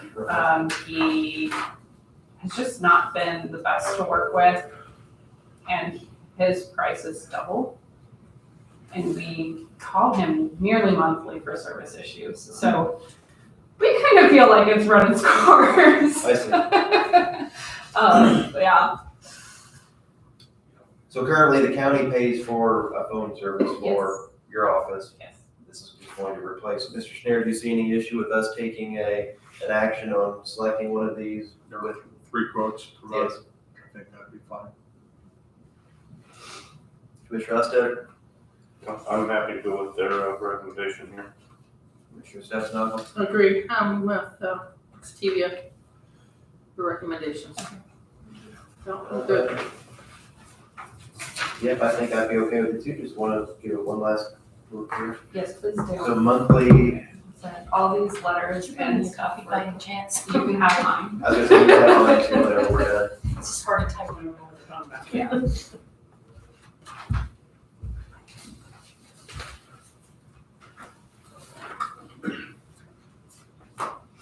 So do you have 8 lines or 9 lines? 8. Okay. Yeah.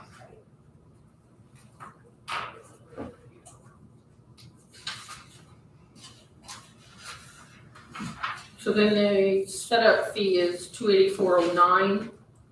Yes, and that And then the includes our, monthly is 167.60, right? yes, so that setup fee includes our first month.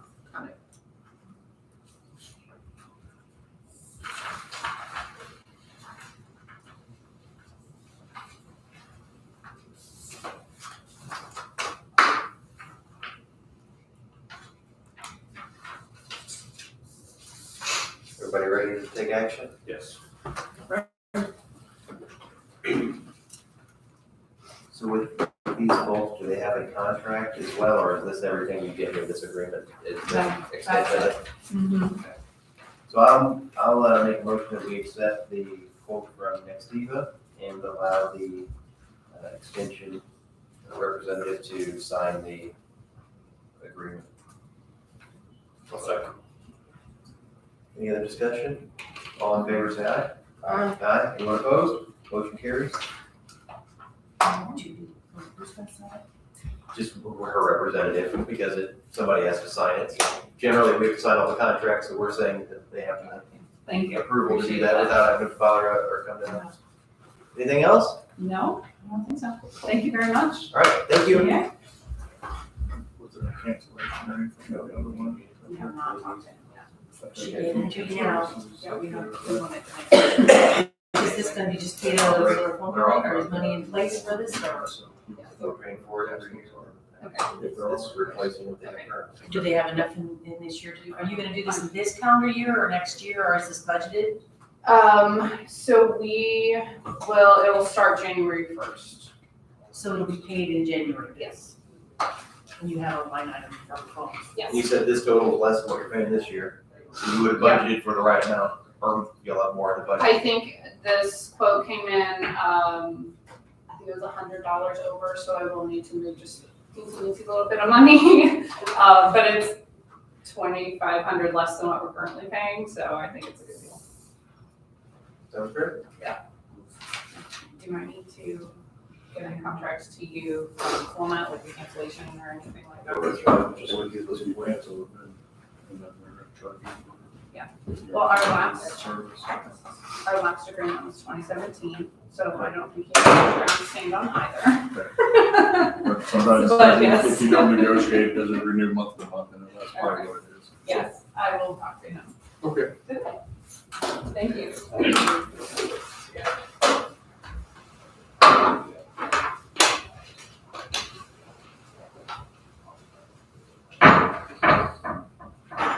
Thanks, ladies. Thank you.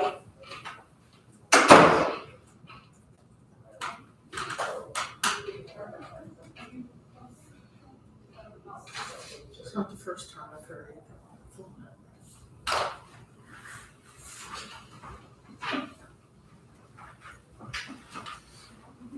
Maybe you want to give me these?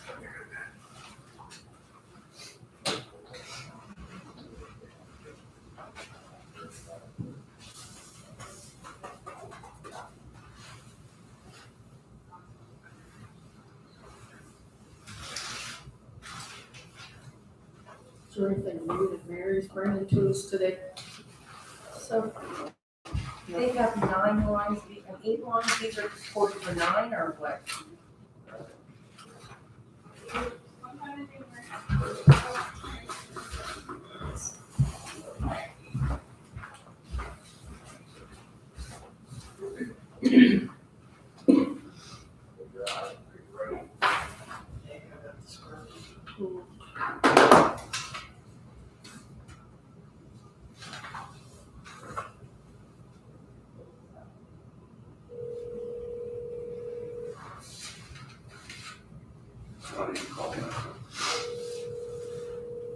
What? Who's going for me? Actually? Okay. Oh, So Mary sent me a message, so she might be running a little late. She lives in Louisville. she always tells me to put her on as late in the day as I can.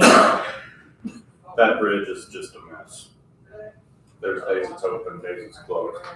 I went through one time and the road was all blocked off, said you couldn't get on I-64 to go up across the bridge.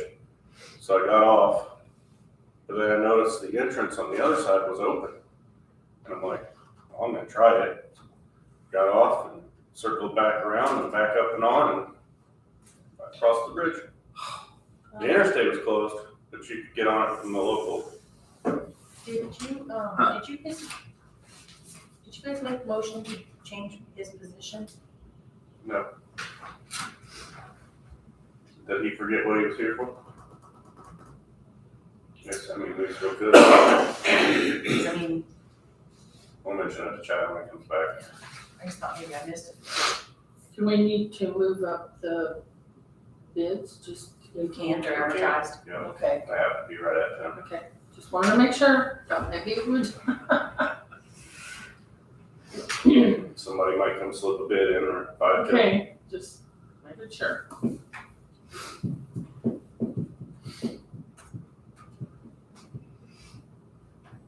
That's why I try to advertise things as early as I can, but it's not always easy.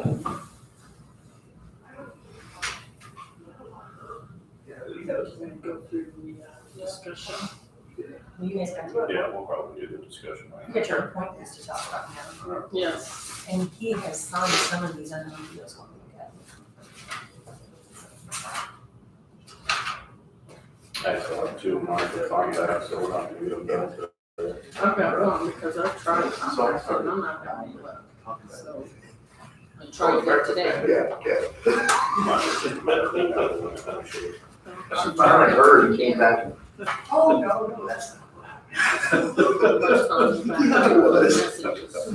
Always what you mean. I wonder if the waiter popped it. Well, I'm wondering that too. I bet it did. Yeah. Because why would you bring that horse that long? Oh my gosh. Yeah, not often. And then she came back later and said, oh, I just want to make sure you didn't even itemize receipt. Bull crap. So yeah, Steve, the breakfast bandit. So then I just want to go send him an article I found in 2018. Somebody was going to hotels in Georgia, stealing breakfast. And then it said, you know, with all the publicity, maybe they just, you know, they left town or something. I think they moved to Indiana.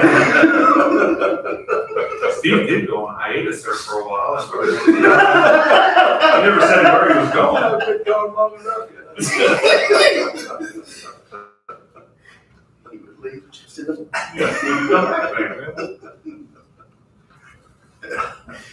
I guess that's the thing to do, though. Pull up to a breakfast hotel is right by the bar. Yeah, kind of put your pajamas on, walk in. I bet you can get away with it for quite a while. Yeah, how would you get caught? I don't know. How do you get caught? I did it with my tie, so it's pretty. She busted him right off the bat. Like, we're getting a table. And she's like, did you pay yesterday? How did you pay yesterday? I don't even remember seeing her. She burned you, man. Yeah, she knew me. Was it one we asked? Well, I mean, she was probably there, but I mean, Serena. Check one time, you asked her to check out. Yeah, but it was two We didn't different make a gals. motion on his change of No, we didn't. weight. So let's get back to order here. We'll go ahead and do that first. Okay.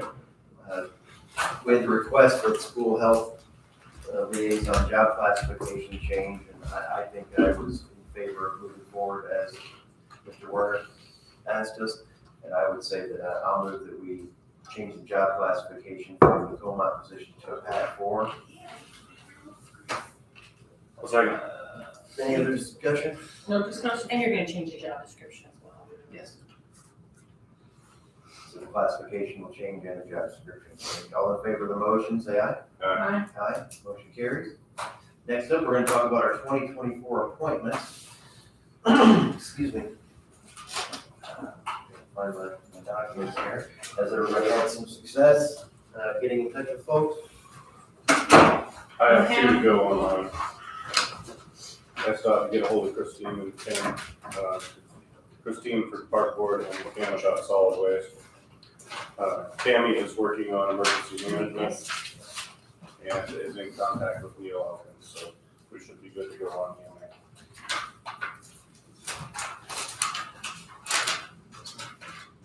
This is a good Mine are in the other room, I need to grab them. I apologize. You're right back. You want mine? Okay. One of my He's copies. probably. Okay, so it's on mine, yeah.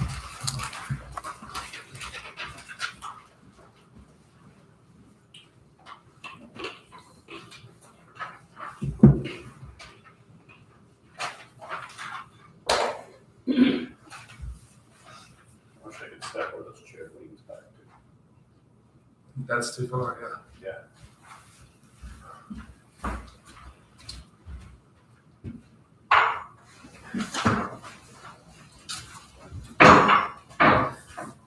Excuse me.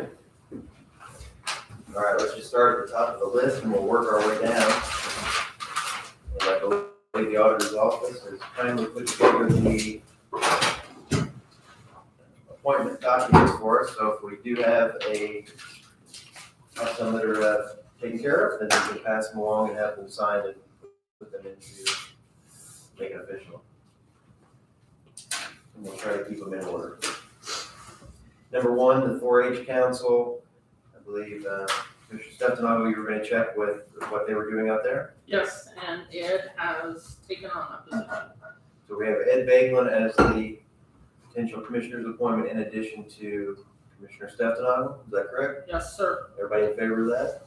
So is Janelle staying on the board then? Or they have to find a different replacement for him? Different replacement. Ed will be the president and then he is our appointed as well. So we have a single form. And there are two positions. One would be for commissioner, and one would be for Ed. You make a copy? Or two separate. Just want to make sure, I don't know if there's 2 copies of that. Do you have one for Ed that you don't? Well, they have to be Do you filled in. remember making an appointment form for Cerise on the park, 4-H Council? Oh, here we go, actually. Oh, he found it. There are 2 sections. He found it. Never mind. Thanks. Bye. Okay, so this first stack says blank forms for all appointments not confirmed. And we do have one on confirmed. Is you okay with that? Okay, so we both okay with, how about this? I'll move that we, I don't know how we generally do these. Usually you do a whole list and then do the approval at the end. Alright, so at this point, are we okay with those 2 appointments? Yes. Okay, so there's those, we'll sign. Gotta keep those in order. That one was gonna be. So for the record, the appointments again would be Ed Baglin and Cerise Stefano for the time frame of January 1st, 2024 through December 31st, 2024. Should we write Cerise in here since it's blank? Yes. Oh, you write yourself. She didn't tell him her? It was blank. One's blank and one had Ed in it. Oh, I thought they, Nope, there it is. Yeah. These are already, there's some, they're already typed out. It's she just, just made blank ones in case you're changing it in from case we Ed change to it. somebody So, else. okay, there we go, I apologize. I'm not Okay. letting it work out. Thank you. Sorry about that. You can get Cerise to approve one, you can put whatever you want.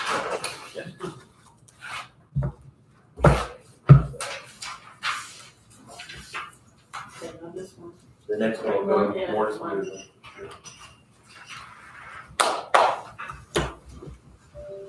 And can I make a copy of this, Ed, so I can, do it to Ed Cerise will do tonight? that. Huh? I'm Right here. I was saying normally Lynn will make copies and get them out to everybody, but Okay, because I have a meeting tonight, and I can just go to Marquis and make a copy of that in a little bit, if that's okay, and give it to Ed this evening. Okay, so we have those 2. We'll pass it all along. Next up, we have the 911 Advisory Board. Mr. Evilhair and myself are both fine to proceed. Does the board have an issue with that or No issues. understand it? Good stuff. Okay, there's that one. the airport authority, I still have not received a list from Travis on any suggested people. Does anyone on the board have a suggestion for a replacement on the airport authority, Mr. Berger? I do not, I'll put some feelers out. Okay, so that's the first one.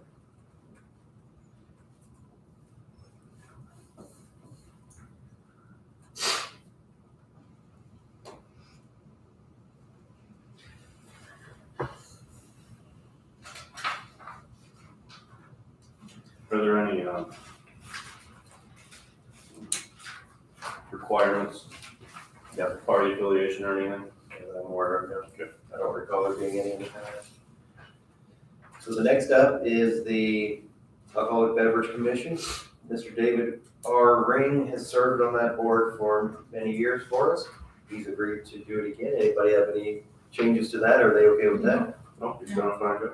Okay. So this one's a little different form. There's a couple signature spots there.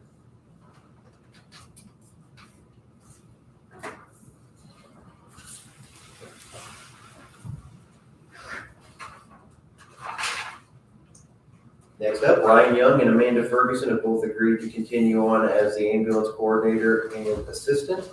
I'm not gonna ask every time if you're okay with it. If you're not okay with it, please speak up, or if you have a different person you would like to appoint to a position, please let that be known as well.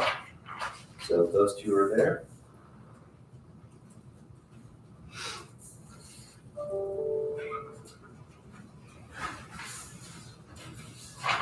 Then I have myself for the DuBois County Area Development Corporation, DuBois Strong. I'm willing to serve that for another year. There's that.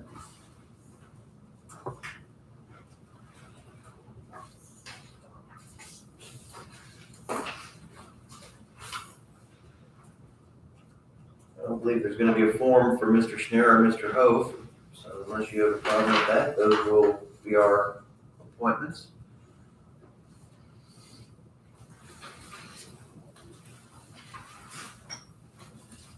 The DuBois County Child Protection Team member, there's no form for that one as well.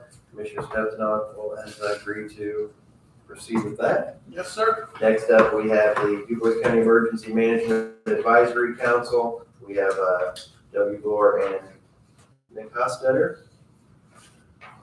I'm good with both of those. Is everybody else? Good. Okay. We have several more here. The rest of these are more at position. We have Tom Kleinhelper, the sheriff, Dean Vonderheide, Mayor Jasper, Neil Elkins as the city of Huntingburg, Ken Seacard, Furman, Brett Eckert, Birdseye, Tom Thacker with Holland, Josh Bowers, Civil Air Patrol. So that is the remainder of the emergency management folks.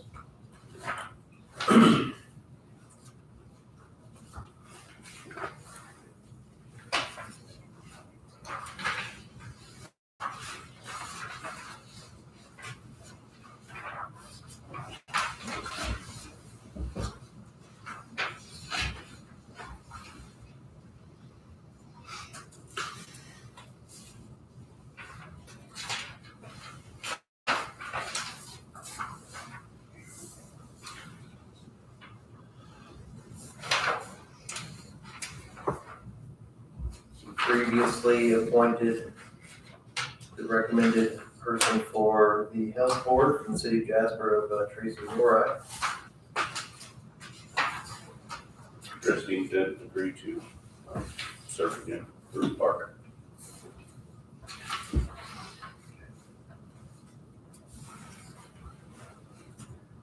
There's no form for these either, but we have Ann Messmer for highway clerk, Brent Wendell for highway engineer, highway supervisor Steve Byrne.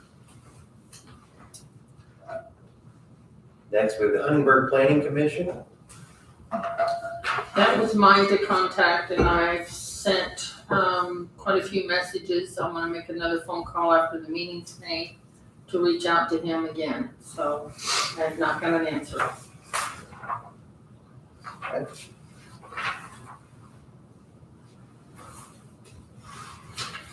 Commissioner Hostetter at Region 15, I think we did that one previously, so that's already taken care of. The Jasper Planning Commission.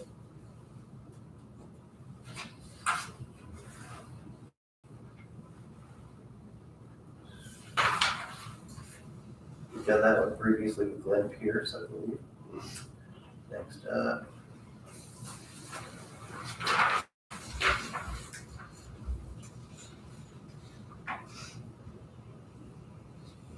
This one would be good.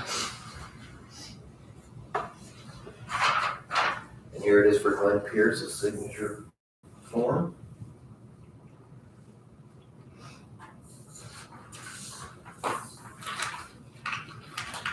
Pat Sager on the Northeast West Fire Protection District. I reached out to Pat, he says, yes, he'd be glad to. Here's that form. You just said that Christine Pryor was okay? Yes.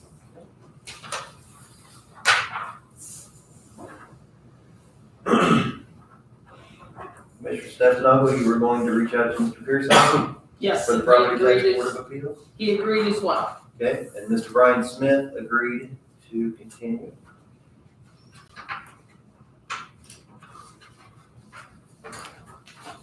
Two there.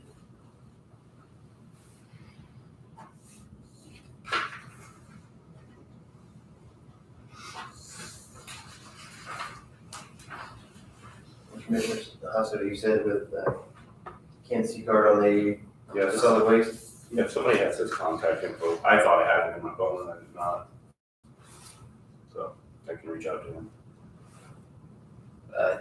On the EMA, when they send out an email, is his email address, is he part of that currently? Yes. Or not EMA, I guess EMA or solid waste. I could probably just ask him, I'd like to just give him a call. Okay, so we'll hold off on that one.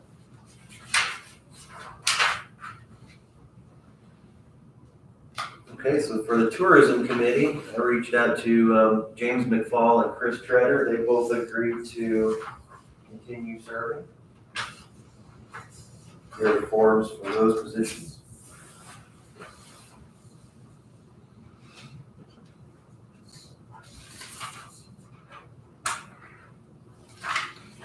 TRICAP Board of Directors are appointed by Emily C. Myers. She's agreed to serve for another term.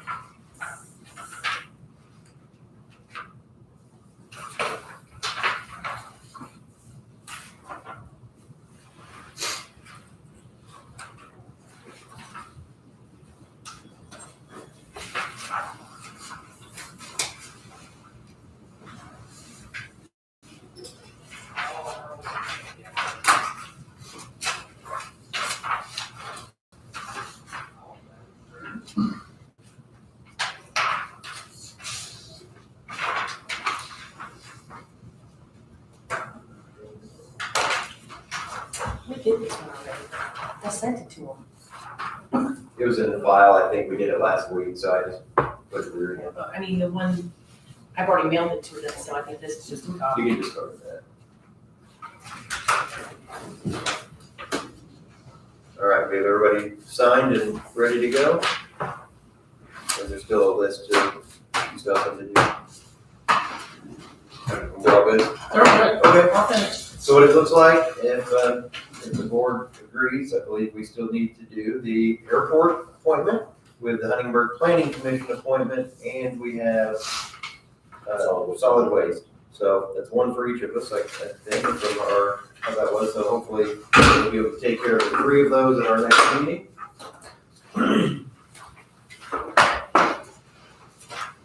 So I'll make a motion that we approve all of the appointments that we've signed the Dubois County appointment form for today as we discussed. I'll second. All in favor, say aye. Aye. Aye. Motion carries. So here's the remainder. And so we have 3 to do next time, so if we can have that on the agenda again, please.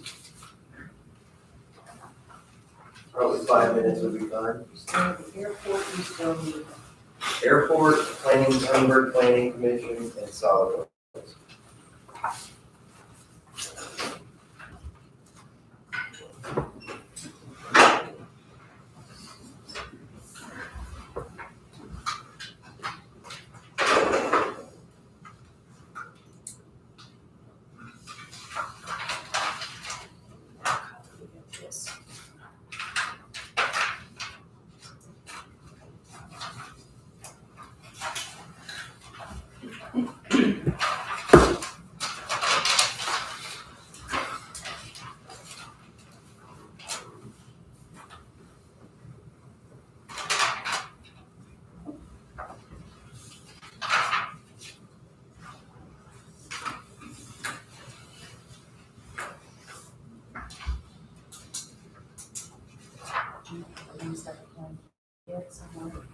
In the first, inside the Inside. folder in the,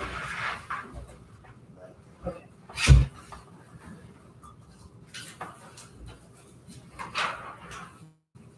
right, next up, Larry Austin is here to discuss Baker Tilly and Regional Sewer District. Good morning. Morning, how are you doing? Good. Jessica with Baker Tilly requested if she could join via phone. I've got some other things to, I guess, just kind of summarize, but get her on the line. So at the last meeting, this was brought up, but I think there was a contract that you emailed to us. Yes, yes. So I haven't had time to review that contract. I don't know what's on there, what's not. Commissioner Austin, or do you have can you give us some feedback on it? I've got copies of it, and Jessica will kind of run down a summary of it. Before we got to talk about the contract, I just wanted to, along with the contract in your email, you also should have received a, can you hear me? No. Summary of the, the meeting minutes from the Yes. last meeting. I don't know if y'all had time to look at that, but did y'all have any questions? Have you looked at it? Do you want me to kind of run through a summary? I'll take a summary because I haven't had time to look at either one of those. Great, just schedule updates, the 60% design plan, we had scheduled to have that ready by about the end of the year, and it will be. So we will have 11 by 7 half-size sets for each of the committee members at that January, the first meeting in January, monthly meeting. And I will email out a link where you all can all download the digital copies. It's too large to email it as an attachment, but you can download the digital copies for your review. Those are considered 60% plans, so those aren't to be shared with the public just yet, but those will be available for your all's review. That is moving forward on schedule. I still have not gotten a date from IDEM for their public hearing. I have sent Paul an email asking for an update. I also talked to Ed Cole, and he hasn't heard from him yet. So Paul's intention was to reserve the same room that we used for the countywide meeting. And so I had given him Ed's number in order to reserve that room, and he hasn't contacted Ed yet either. So I will keep following up on that. Jessica Lynch with Baker and Tilly went over the contract. She'll go over here in just a minute, a summary of it. We also discussed that Baker Tilly has kind of begun the process with Jasper of doing their rate study, and that will include evaluating a wholesale rate. So the starting steps of the interlocal agreement have started. Basically, they'll develop what they feel the wholesale rate is, and then they'll bring that to us, and that'll start the negotiations as far as getting that interlocal agreement done. So that has been kicked off and started.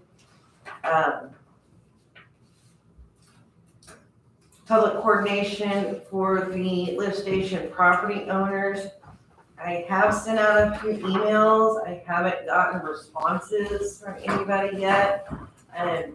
So I will be back here next Monday for the council meeting. And I intend to come in town about 10 o'clock, and I'm gonna go door to door to each of those houses. And obviously, being a work day, they may or may not be home, but I'm going to leave documentation at their doors, hoping that that will encourage the return phone call. And then after the council meeting, I'm gonna loop back around when people are off work and see if I can catch them. So hopefully, we'll start getting some eye-to-eye conversation going next week on those issues. The main gist of the bulk of the meeting was going over design preferences, questions that we had, mainly, for Brent, over how you want your lift station set up, kind of the standards and typical equipment and layout, access, parking, those types of things for us to start working on the design of each of those lift station sites.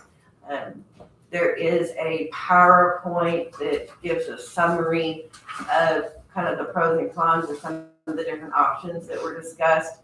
That PowerPoint was also included in those meeting minutes, so you can look through that.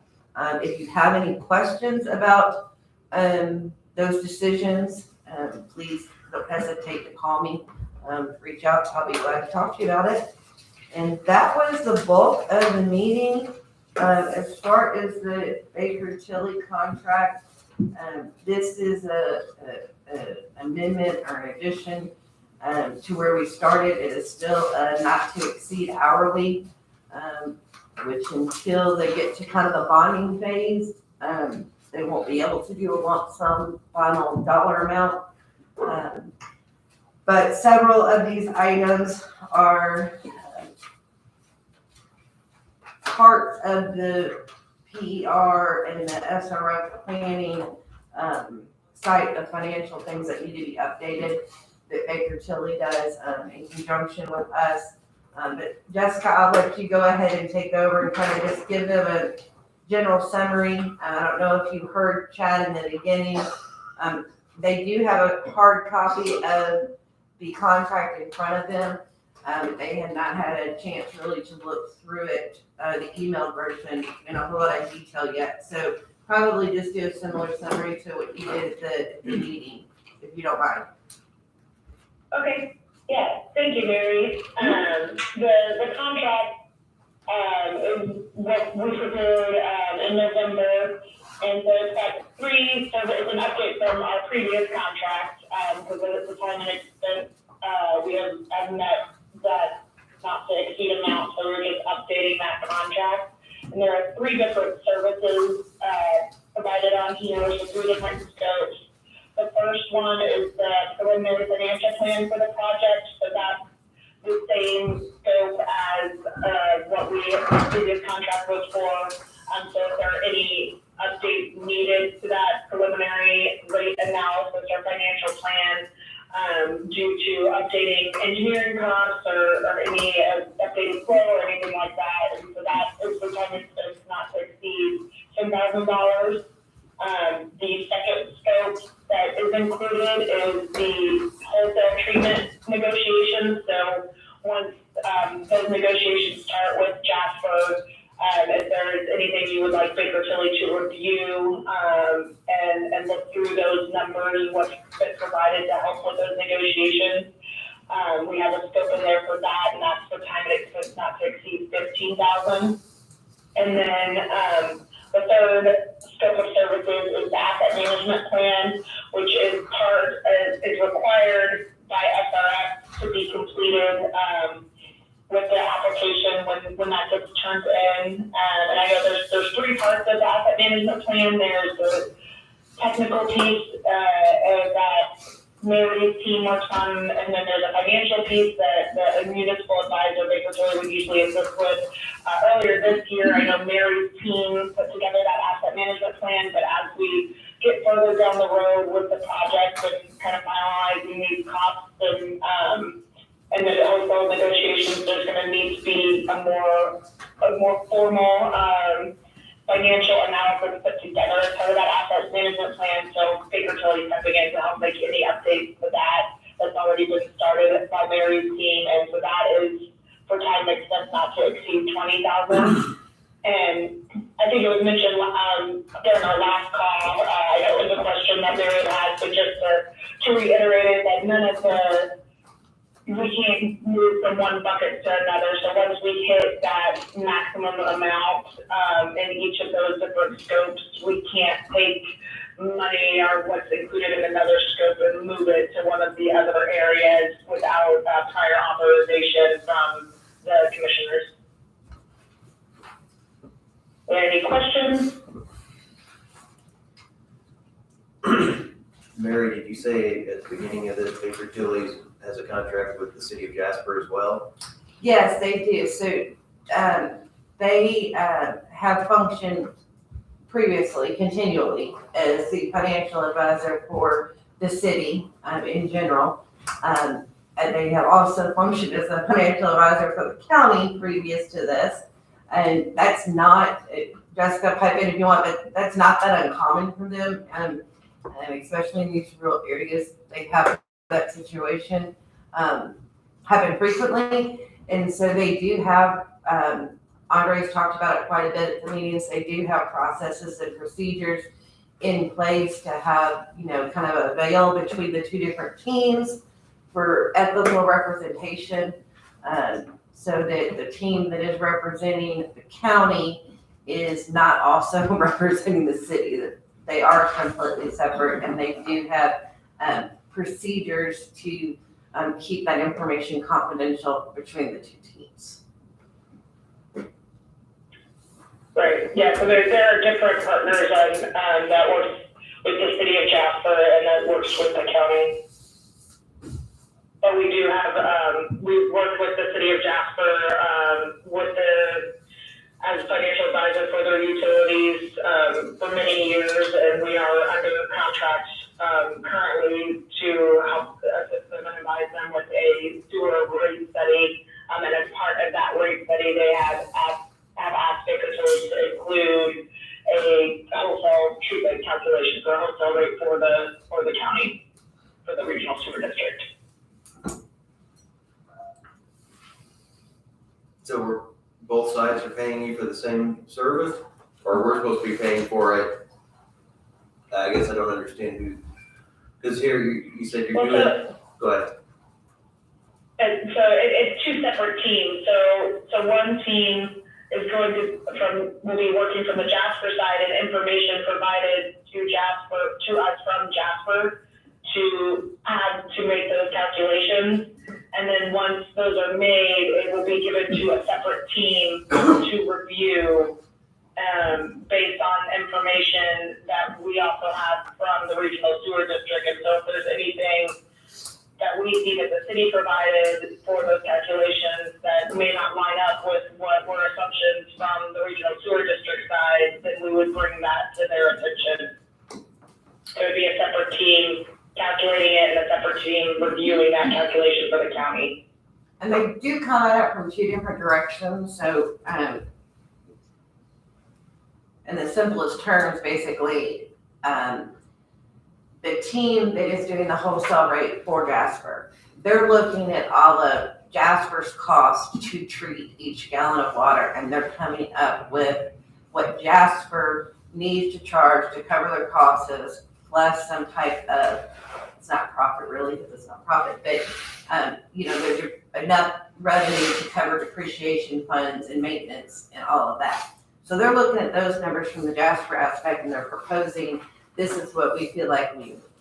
On the county side, that information reviewed to say, yeah, this is accurate, and that probably is really what they need.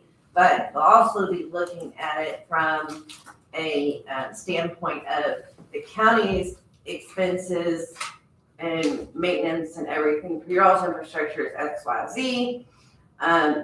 You can, SRF is only going to allow us to charge X per month for a user rate, and therefore we can only afford Y amount to pay for our wholesale treatment. So there are different calculations that are being run on the different sides to start that negotiation.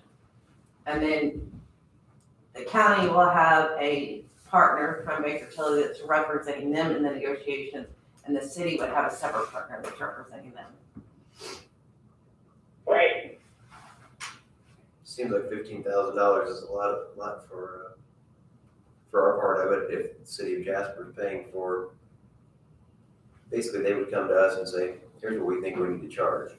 Then we'd be paying the same company, other people within the same company to tell us, yeah, that's a good deal, that's not a good deal. They're looking at different sets of information though.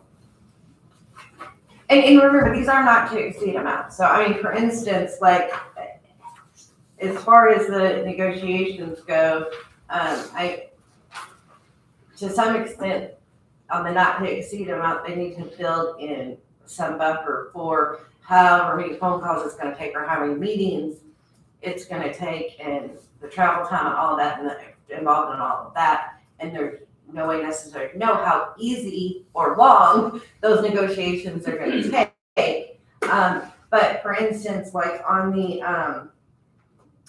the financial plan update that's in here, the not to exceed amounts that they have of $10,000.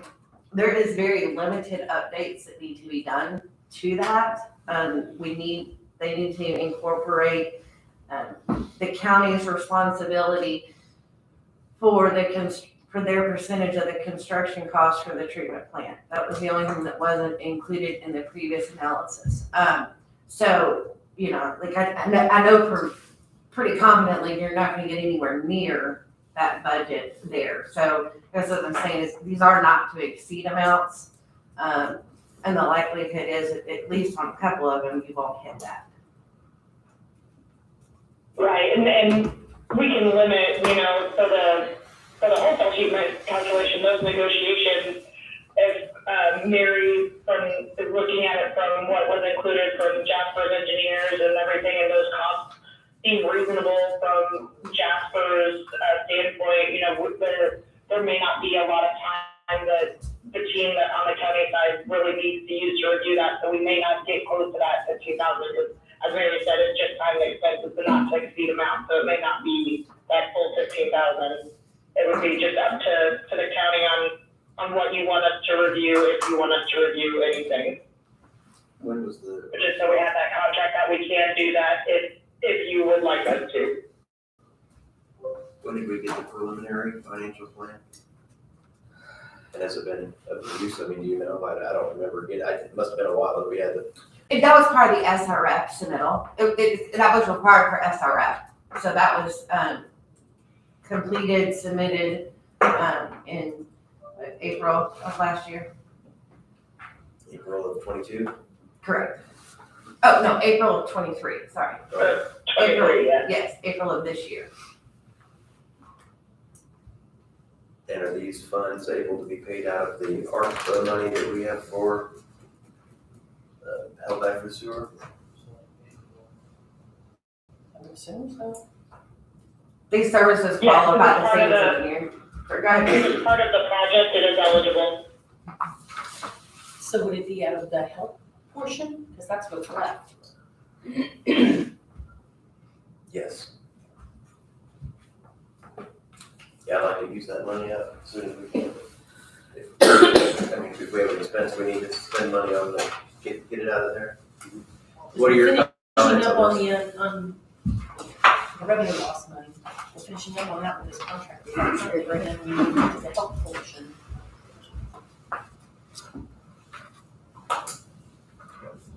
What are your thoughts? I mean, I'd be comfortable moving forward with it. It's just another thing that needs to get done to move us towards the final goal.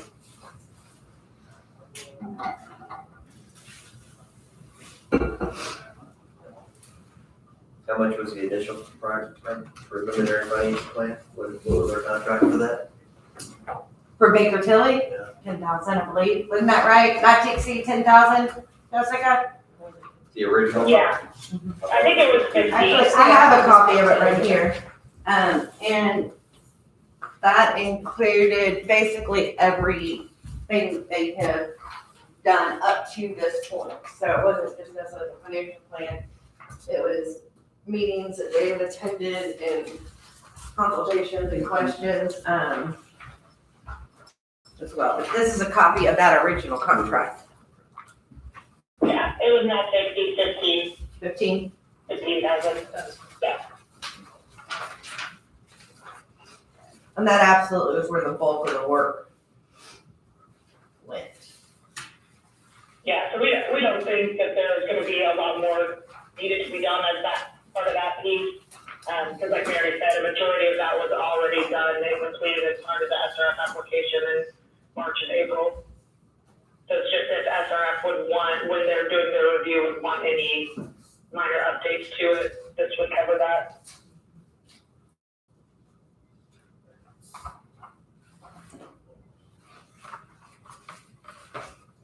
Out of that previous 15, they also did some, already did some revisions when we revised as requested, split it into 3 phases, and we submitted those revisions.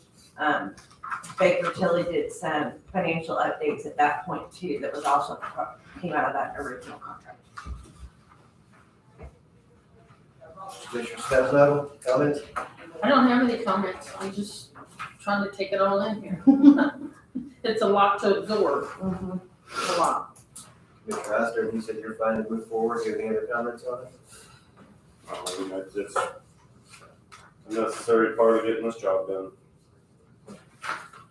So we just have to ask Ms. Lynch to take it easy on us and do the best we can efficiently. Yes, please. All right, I scribbled Sounds on good, mine. I can do that. So I wrote on mine, so I won't sign somebody else's if we agree to move forward with it. Yeah, mine's not clean either. Okay, so we have a, I'm the only one who didn't write on it. for the record, we Thanks, have, Sandy. you want another one you said? Okay, so we have an engagement letter, this is an appendix to that, and it appears to me that the additional maximum not to exceed amount will be $45,000. We are getting some feedback saying that we shouldn't get anywhere near that, but we are, by signing this, we are agreeing to go up to that amount. So the board knows where we are. I'll move that we approve the engagement letter appendix as it's been presented. I'll second. Any other discussion? No. Anything out there? Yeah. Excuse me. Possibly makes me a little nervous. I think we definitely don't want to be trying to save money we need, from the county's perspective, we need to be analyzing and looking at the negotiations. You know, this is long-term negotiations, so it makes me a little nervous. I don't want to short it, because we definitely need to look at it from the county's perspective. So if we're having Baker Tilly from the city's perspective, organizing, determining what they think fair and just rates are, even if we had a separate entity of Baker Tilly representing the county, I'm uncomfortable with how aggressive Baker Tilly's representatives that are going to be discussing with us are going to be looking at this. Not saying that there's going to be any improprieties or anything like that, but it makes me a little nervous from looking at, I read through the email that Mary sent on Thursday, and the contract that you're getting ready to sign basically absolves Baker Tilly from any management, decision-making processes, advice. That is all our responsibility as a county to have qualified people looking at all those documents and approving those documents. It's not Baker Tilly's responsibility whatsoever to be looking, approving, giving management advice or anything. So that part makes me a little uneasy since you asked. The actual interlocal agreement itself will absolutely need separate legal review. Outside of Baker and Tilly will need a legal review. And I will say one thing that we always do, regardless of whether the financial advisor is working on both sides or not, but as an engineering firm, we also, when we go through this process, provide a summary of other wholesale rates and agreements within your area and region as part of that. So we'll review it as well and compare it to what else we see in the area to kind of make sure that, you know, it is reasonable and it's on board. So we also look through that for you as well. Okay. Great. If that helps make you feel a little more comfortable. See this one? I saw the scope, yeah, I looked at it. Again, it was just an addendum to the engagement we'd already put into it. So I think really if we need the services, and if you're comfortable with the numbers, then it's fine. So I think what he's referencing, and just for the record, that's Councilperson Schmidt was making the comment. I think you're pointing out the non-attest services. Before we do take action on this, Ms. Lynch, can you tell us what does that mean? That's basically saying that you're gonna, the way I'm reading it is you're gonna give us information, but you're not gonna make a decision for us. Is that? Right, yes, yeah, so we're just gonna give you advice, looking strictly from the numbers perspective and our thoughts and advice based on those numbers and what we have, but we will not make any management decisions. And that's ultimately what we were elected to do, so. Right. You just asked, and I just want to Yeah, make sure that we're clear that we do our due diligence on the counties, from the county's perspective, to make sure that, we're going into this, I guess, with qualified advice and make sure that we're doing our own due diligence in this negotiation process. Not saying that there is any issues. No, I agree with you, and I'm uncomfortable somewhat with that, because I know all that. I won't speak to them, but if you're in the same building with people, you're never completely shielded from one another, and I think there's some benefit to that, and there's probably some drawbacks. I agree. You've got both. Yeah, anyway, I've taken that under advisement, and I understand, I feel the same way that there is, it's a little questionable. But at the end of it, we will probably have to make sure that we have the appropriate people review the work and, yeah, I mean, the efficiencies of doing, having it done with the same company, you are creating some efficiencies and not duplicating the work. I just want to make sure that we're also separately analyzing it appropriately. You bet. Anything else, Mayor? I was just gonna say, I absolutely understand your sentiments as far as us all being in the same office and how difficult it is to keep things that way. While we haven't had this specific situation where we're representing the same client on two different ends, we do several confidential projects for state and federal entities. And I assume their Baker Tilly's procedures are probably very similar to what the feds require us to do. In those types of projects, we have to have a complete bail, and only the people within the company who have gone through the full background check are even allowed to know that the project exists. And there's a whole booklet full of procedures and things that we have to follow to make sure that happens with the feds. So yeah, I mean, it's definitely not the easiest thing to do, but it's not necessarily all that uncommon either. There's safeguards, in other words. Correct. Okay. Does this change anybody's opinion? We have a motion on the table to accept this contract appendix. So is there any other discussion, changes of mind? All in favor of the motion, say aye. Aye. Aye. Anyone opposed? Motion carries. So we'll do that one. Okay, oh, I didn't. That's an old one. Okay, I thought you were- That's the old one. Those are copies for streets, take it home. I know, right? So Mary, you've got the one you need and I'll have the one. Correct. I'm good, thank you. Anything else from Clark? No. Okay, well, thank you for Thank you, coming guys. in and giving us that. Thanks, Mary. Oh, Greg, we've missed the open. Technically, it's not an It's a- opening, it's it's an not an award. award, so I think we're okay. Okay, so it's just awarding, that's fine too. I thought about copied the it, same I thing should just now, it's like, but it's an award of the bids that were already open, so I don't think the time is as crucial. So just let the minutes reflect it's an award of those bids. Mr. Burry.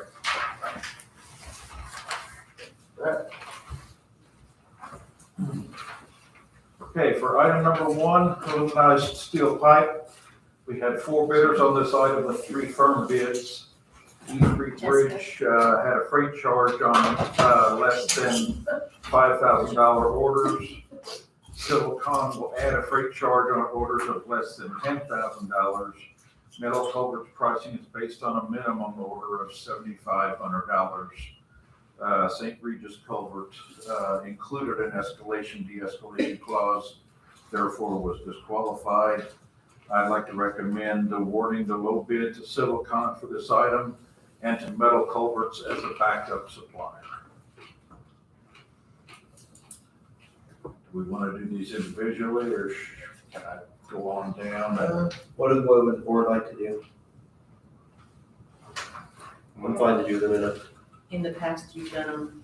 in total. Total? So there's only a 1% increase? Yes, over last year's bid. That's surprising. That's what it's been on. No, we can do it, Well, I mean, They would probably want to That's the only one. Yeah, I know, I read That's Skim through the others, There's that's some why others. I pointed that out, that, wow. Yeah, that's good. So why did you choose Civilcon as Wow. first? Pardon? Why Civilcon? Why is that your first choice? Because they were the low bidder on most of the items. I think I have included, the results of the bids on the pages behind the report here, so. It looks like they're lower on 3, and higher on 5.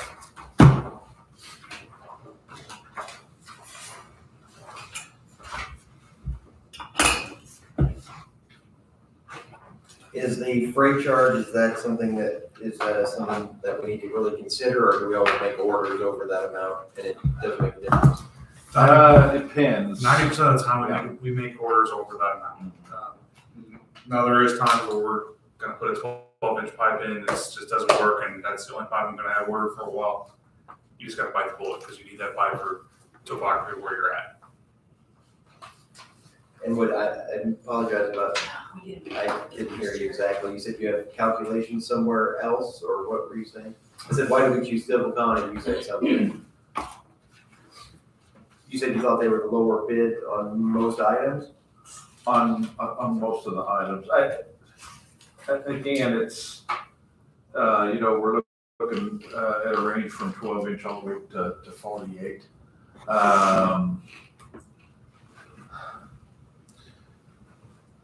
Most of our orders, like we said, are probably around in that $10,000 order. I think there's been times where we've had some delivery issues with Metal Culverts. Metal Culverts has not been the most reliable supplier. We waited months before for certain pipes. So Civilcon is much more reliable. So we would say that Civilcon is more responsive, but they're not necessarily the low bid on. Metal, if we went by dollar amounts only, Metal Culverts is slightly cheaper. Is the board okay with taking the recommendation? Yes. Yes. Okay. Next, item 2. Okay, polyethylene pipe. We had 3 bidders on this item with 3 firm bids. Southern Indiana Supply has a $50 drop charge for orders under $2,000. E3 Bridge has freight charges on orders of less than $5,000. Civilcon has a $10,000 minimum purchase price to avoid any freight charges. Recommend awarding the low bid to Southern Indiana Supply, and for Civilcon as a backup supplier. These prices showed a 3% increase over that of last year. Any issues there, board? No issues. Okay. Okay. Item number 3, geotextile. We had 3 bidders on this item. Recommend awarding the low bid of woven and non-woven fabric to Southern Indiana Supply. These items showed a 9% increase on woven materials and 15% increase on non-woven materials from that of last year. Anybody have a problem with that one? No? Okay. Item number 4, ready-mix concrete. We have 2 bidders on this item. Both IMI and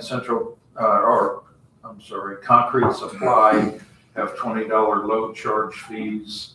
IMI has a partial load fee of $250 for orders of less than 3 3/4 yards. Concrete Supply has charges of $250 for less than 4 yards. Based on the prices, I recommend going with Concrete Supply as the low bidder and using IMI as a backup supplier based on availability. These prices actually didn't change when you average them out, didn't really change from last year. So that's good for us. So they both have a $20 load fee. Yes. They call them different things. Okay. I don't have a problem there. Good. Item number 5, bituminous materials. Asphalt materials offered to carry over their 2023 bid into 2024. We've approved that carryover at Commissioners meeting held on October 16th. So the 2024 bid shows no change over that of 2023. Item number 6, hot asphalt concrete. 2 bidders on this item. I recommend awarding both bids of J.H. Rudolph and Cave Quarries based on the area of need. These prices actually showed no change from that of last year. Item number 7, cold mix. The board okay with these? So when all possible, we would use J.H. Rudolph because they're less expensive, but sometimes the only reason we would use Cave is if it was a speed issue, or, I mean, I know it's by location. Yeah, or in the northern or western part. We'll spend more money on fuel going to get the material down south than we would if we just ran to their plants. So these are things, the hot asphalt concrete is an item that we ship ourselves, or we haul ourselves. Yeah, we pick up at the plant.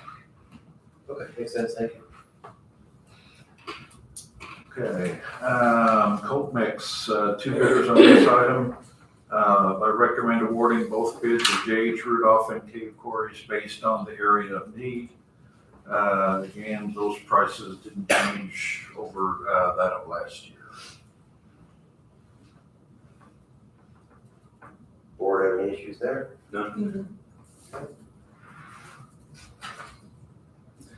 Item number 8, stone from the quarry. We had 2 bidders on this item. I recommend awarding both bids of Cave Quarries and Moser crushed stone based on the price and the area of need. The 2024 bid shows a 9% increase over that of last year. What was that last part? There's 9% increase over the prices of last year.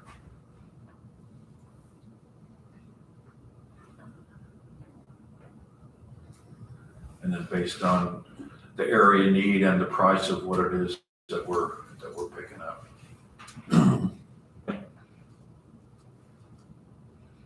Okay, anybody have a problem with that? Item 9? Item 9, stone that's spread on the roads or stockpiled. We had 2 bidders here. I recommend awarding the bids of Cave Quarries and Moser crushed stone based on the price and again the area of need. And these prices showed a 7% increase over those of last year. Each firm had the same amount of increase? Yes.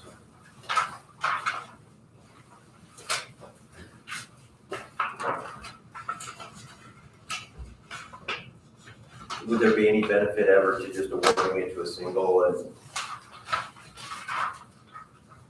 just, Not is there any always. reason you can think of that would be? Yeah, not always in that case. A lot of times, especially if we need stone delivered, unless you know ahead of time and can book it, sometimes their trucks are tied up and they can't actually deliver it to you that day. So it's good to have both of them. I know when we're out working on ripped areas and things of that nature, we use, when we buy our deuces, we'll get them from Cave Quarries, and then we'll get the 73s from Mulzers, because that there was a better grade of stone, the 73s and the 53s. So we use both of them for those type of things. Outside of that, you know, your 8s and 9s we get from cave quarries. And Mr. Schneider, when they turn in a bid, there's anti-collusion agreements, right? There is. Okay, anybody have any comments or questions about this? No. I'll move that we accept the award as recommended by Mr. Burke for all 9 items. I'll second. Any other discussion? No. All in favor, say aye. Aye. Aye. Motion carries. Thanks, sir. Can you send me this? That's one name. Well, I was hoping to not have to retype them. Yeah, that's fine. If you send me this What's the word? document, Email it. Okay. Yeah, I can. like in Word, Yes, okay, yeah. please stop me. I got it. I don't have to retype it all. We've got a prosecutor surplus, 2 items written down for discussion items. Is that accurate? There's 2 chairs back here and 2 bulletin boards. I thought we already, They're in the hallway back here.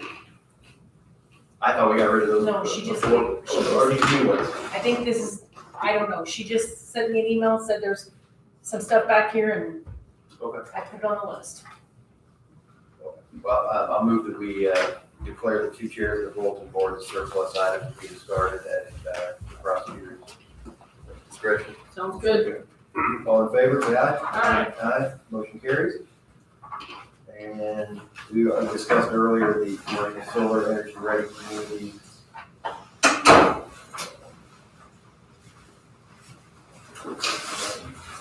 That's taken care of.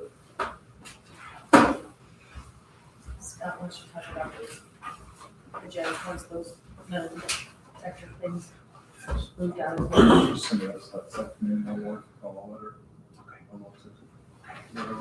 Wherever it is. Judge Burkham said something to I Mr. guess they're in Hope. the back in the jury room and they're in the way because they're not being used and they're just there and he wants them moved out of there to give them room when they have a jury. What are they? Metal detectors. Oh, metal detector. Oh, I would say that, I understand what you're saying, because you're in that back room, if you're a jury member, you're. It's pretty tight already. It's a pretty tight fit, but I guess I would say they've been there for 18 years, that I would move that we moved them immediately, because when we have the security meetings, there's still a chance that we will use them in the future, so I don't want to discard them for 1.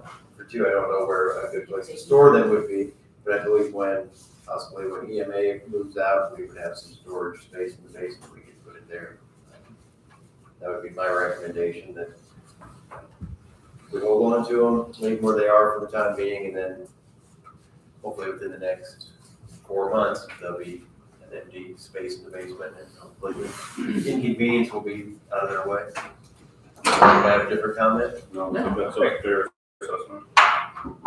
so we're gonna leave them there until EMA moves out. Yes, or until we find a purpose for them. So that's another thing too, we haven't talked about much here as a board, is security. Every time we have a security board meeting, there's always talk of having a metal detector and having staff at the front door to man that and take care of it. I think that's something we'll probably have to address next year, or we'll have to make some kind of determination, because there are other a lot of other courthouses have that kind of security. I think we made some strides by moving to a single entrance, but moved blocking off our offices from the public access. You know, we've got a prosecutor, probation, auditor, treasurer, assessor. So we've made strides in that area, and I think there's probably still some more we could do. Anybody have any thoughts on that? I think it's a need. I think the thing with these metal detectors is, I don't think anybody's even checked if they even work. Right. So, I assume if they're, I'm sure somebody's got to man them. Right. So, That's gonna be the issue. I think, with the from what I've heard, you need 2 people there to man that. 2? So a best practice would be probably 2 people to man that front thing. And a person in each courtroom probably would be, if money was no issue. Because generally you go in, it's just like going into anywhere. You have one person looking at the machine as you put items in a little cup as it goes through the machine, they'll check that. Another person mans the machine you would walk through and would do the scan wanding if there's an issue.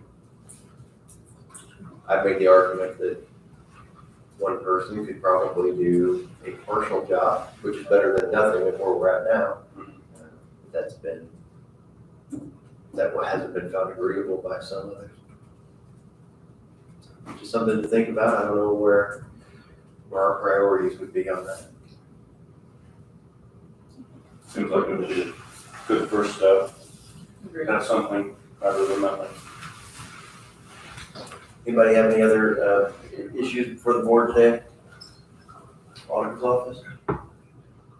Can we circle back to appointments real quick, or we can? Yes, go right ahead. No. I did get back with Ken Sicard, and he's going to serve on the solid waste. Okay.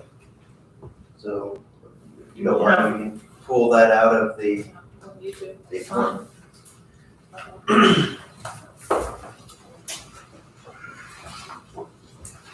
So that just leaves us with 2 empty spots.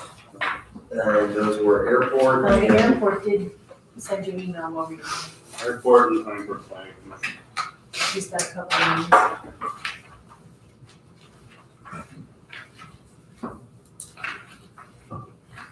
Okay, so let's go ahead and, I'll move that we, just for the record, we appoint Ken Sicard for the Solid Waste Management District Board. I'll second. All in favor? Aye. Motion carries.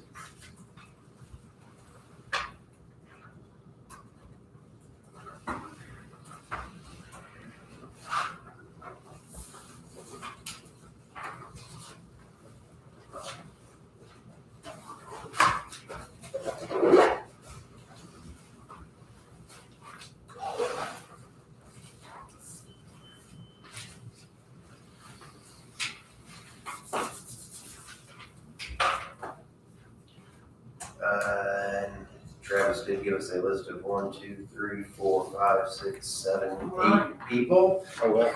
But he's not talking to any of them. These are people that were potential candidates in his opinions. I don't think it would be fair or right to necessarily get too far into discussions with these people until we. How about this? The board will look at it. Whatever your thoughts are, send me your thoughts, and we can move forward from there. Sounds good.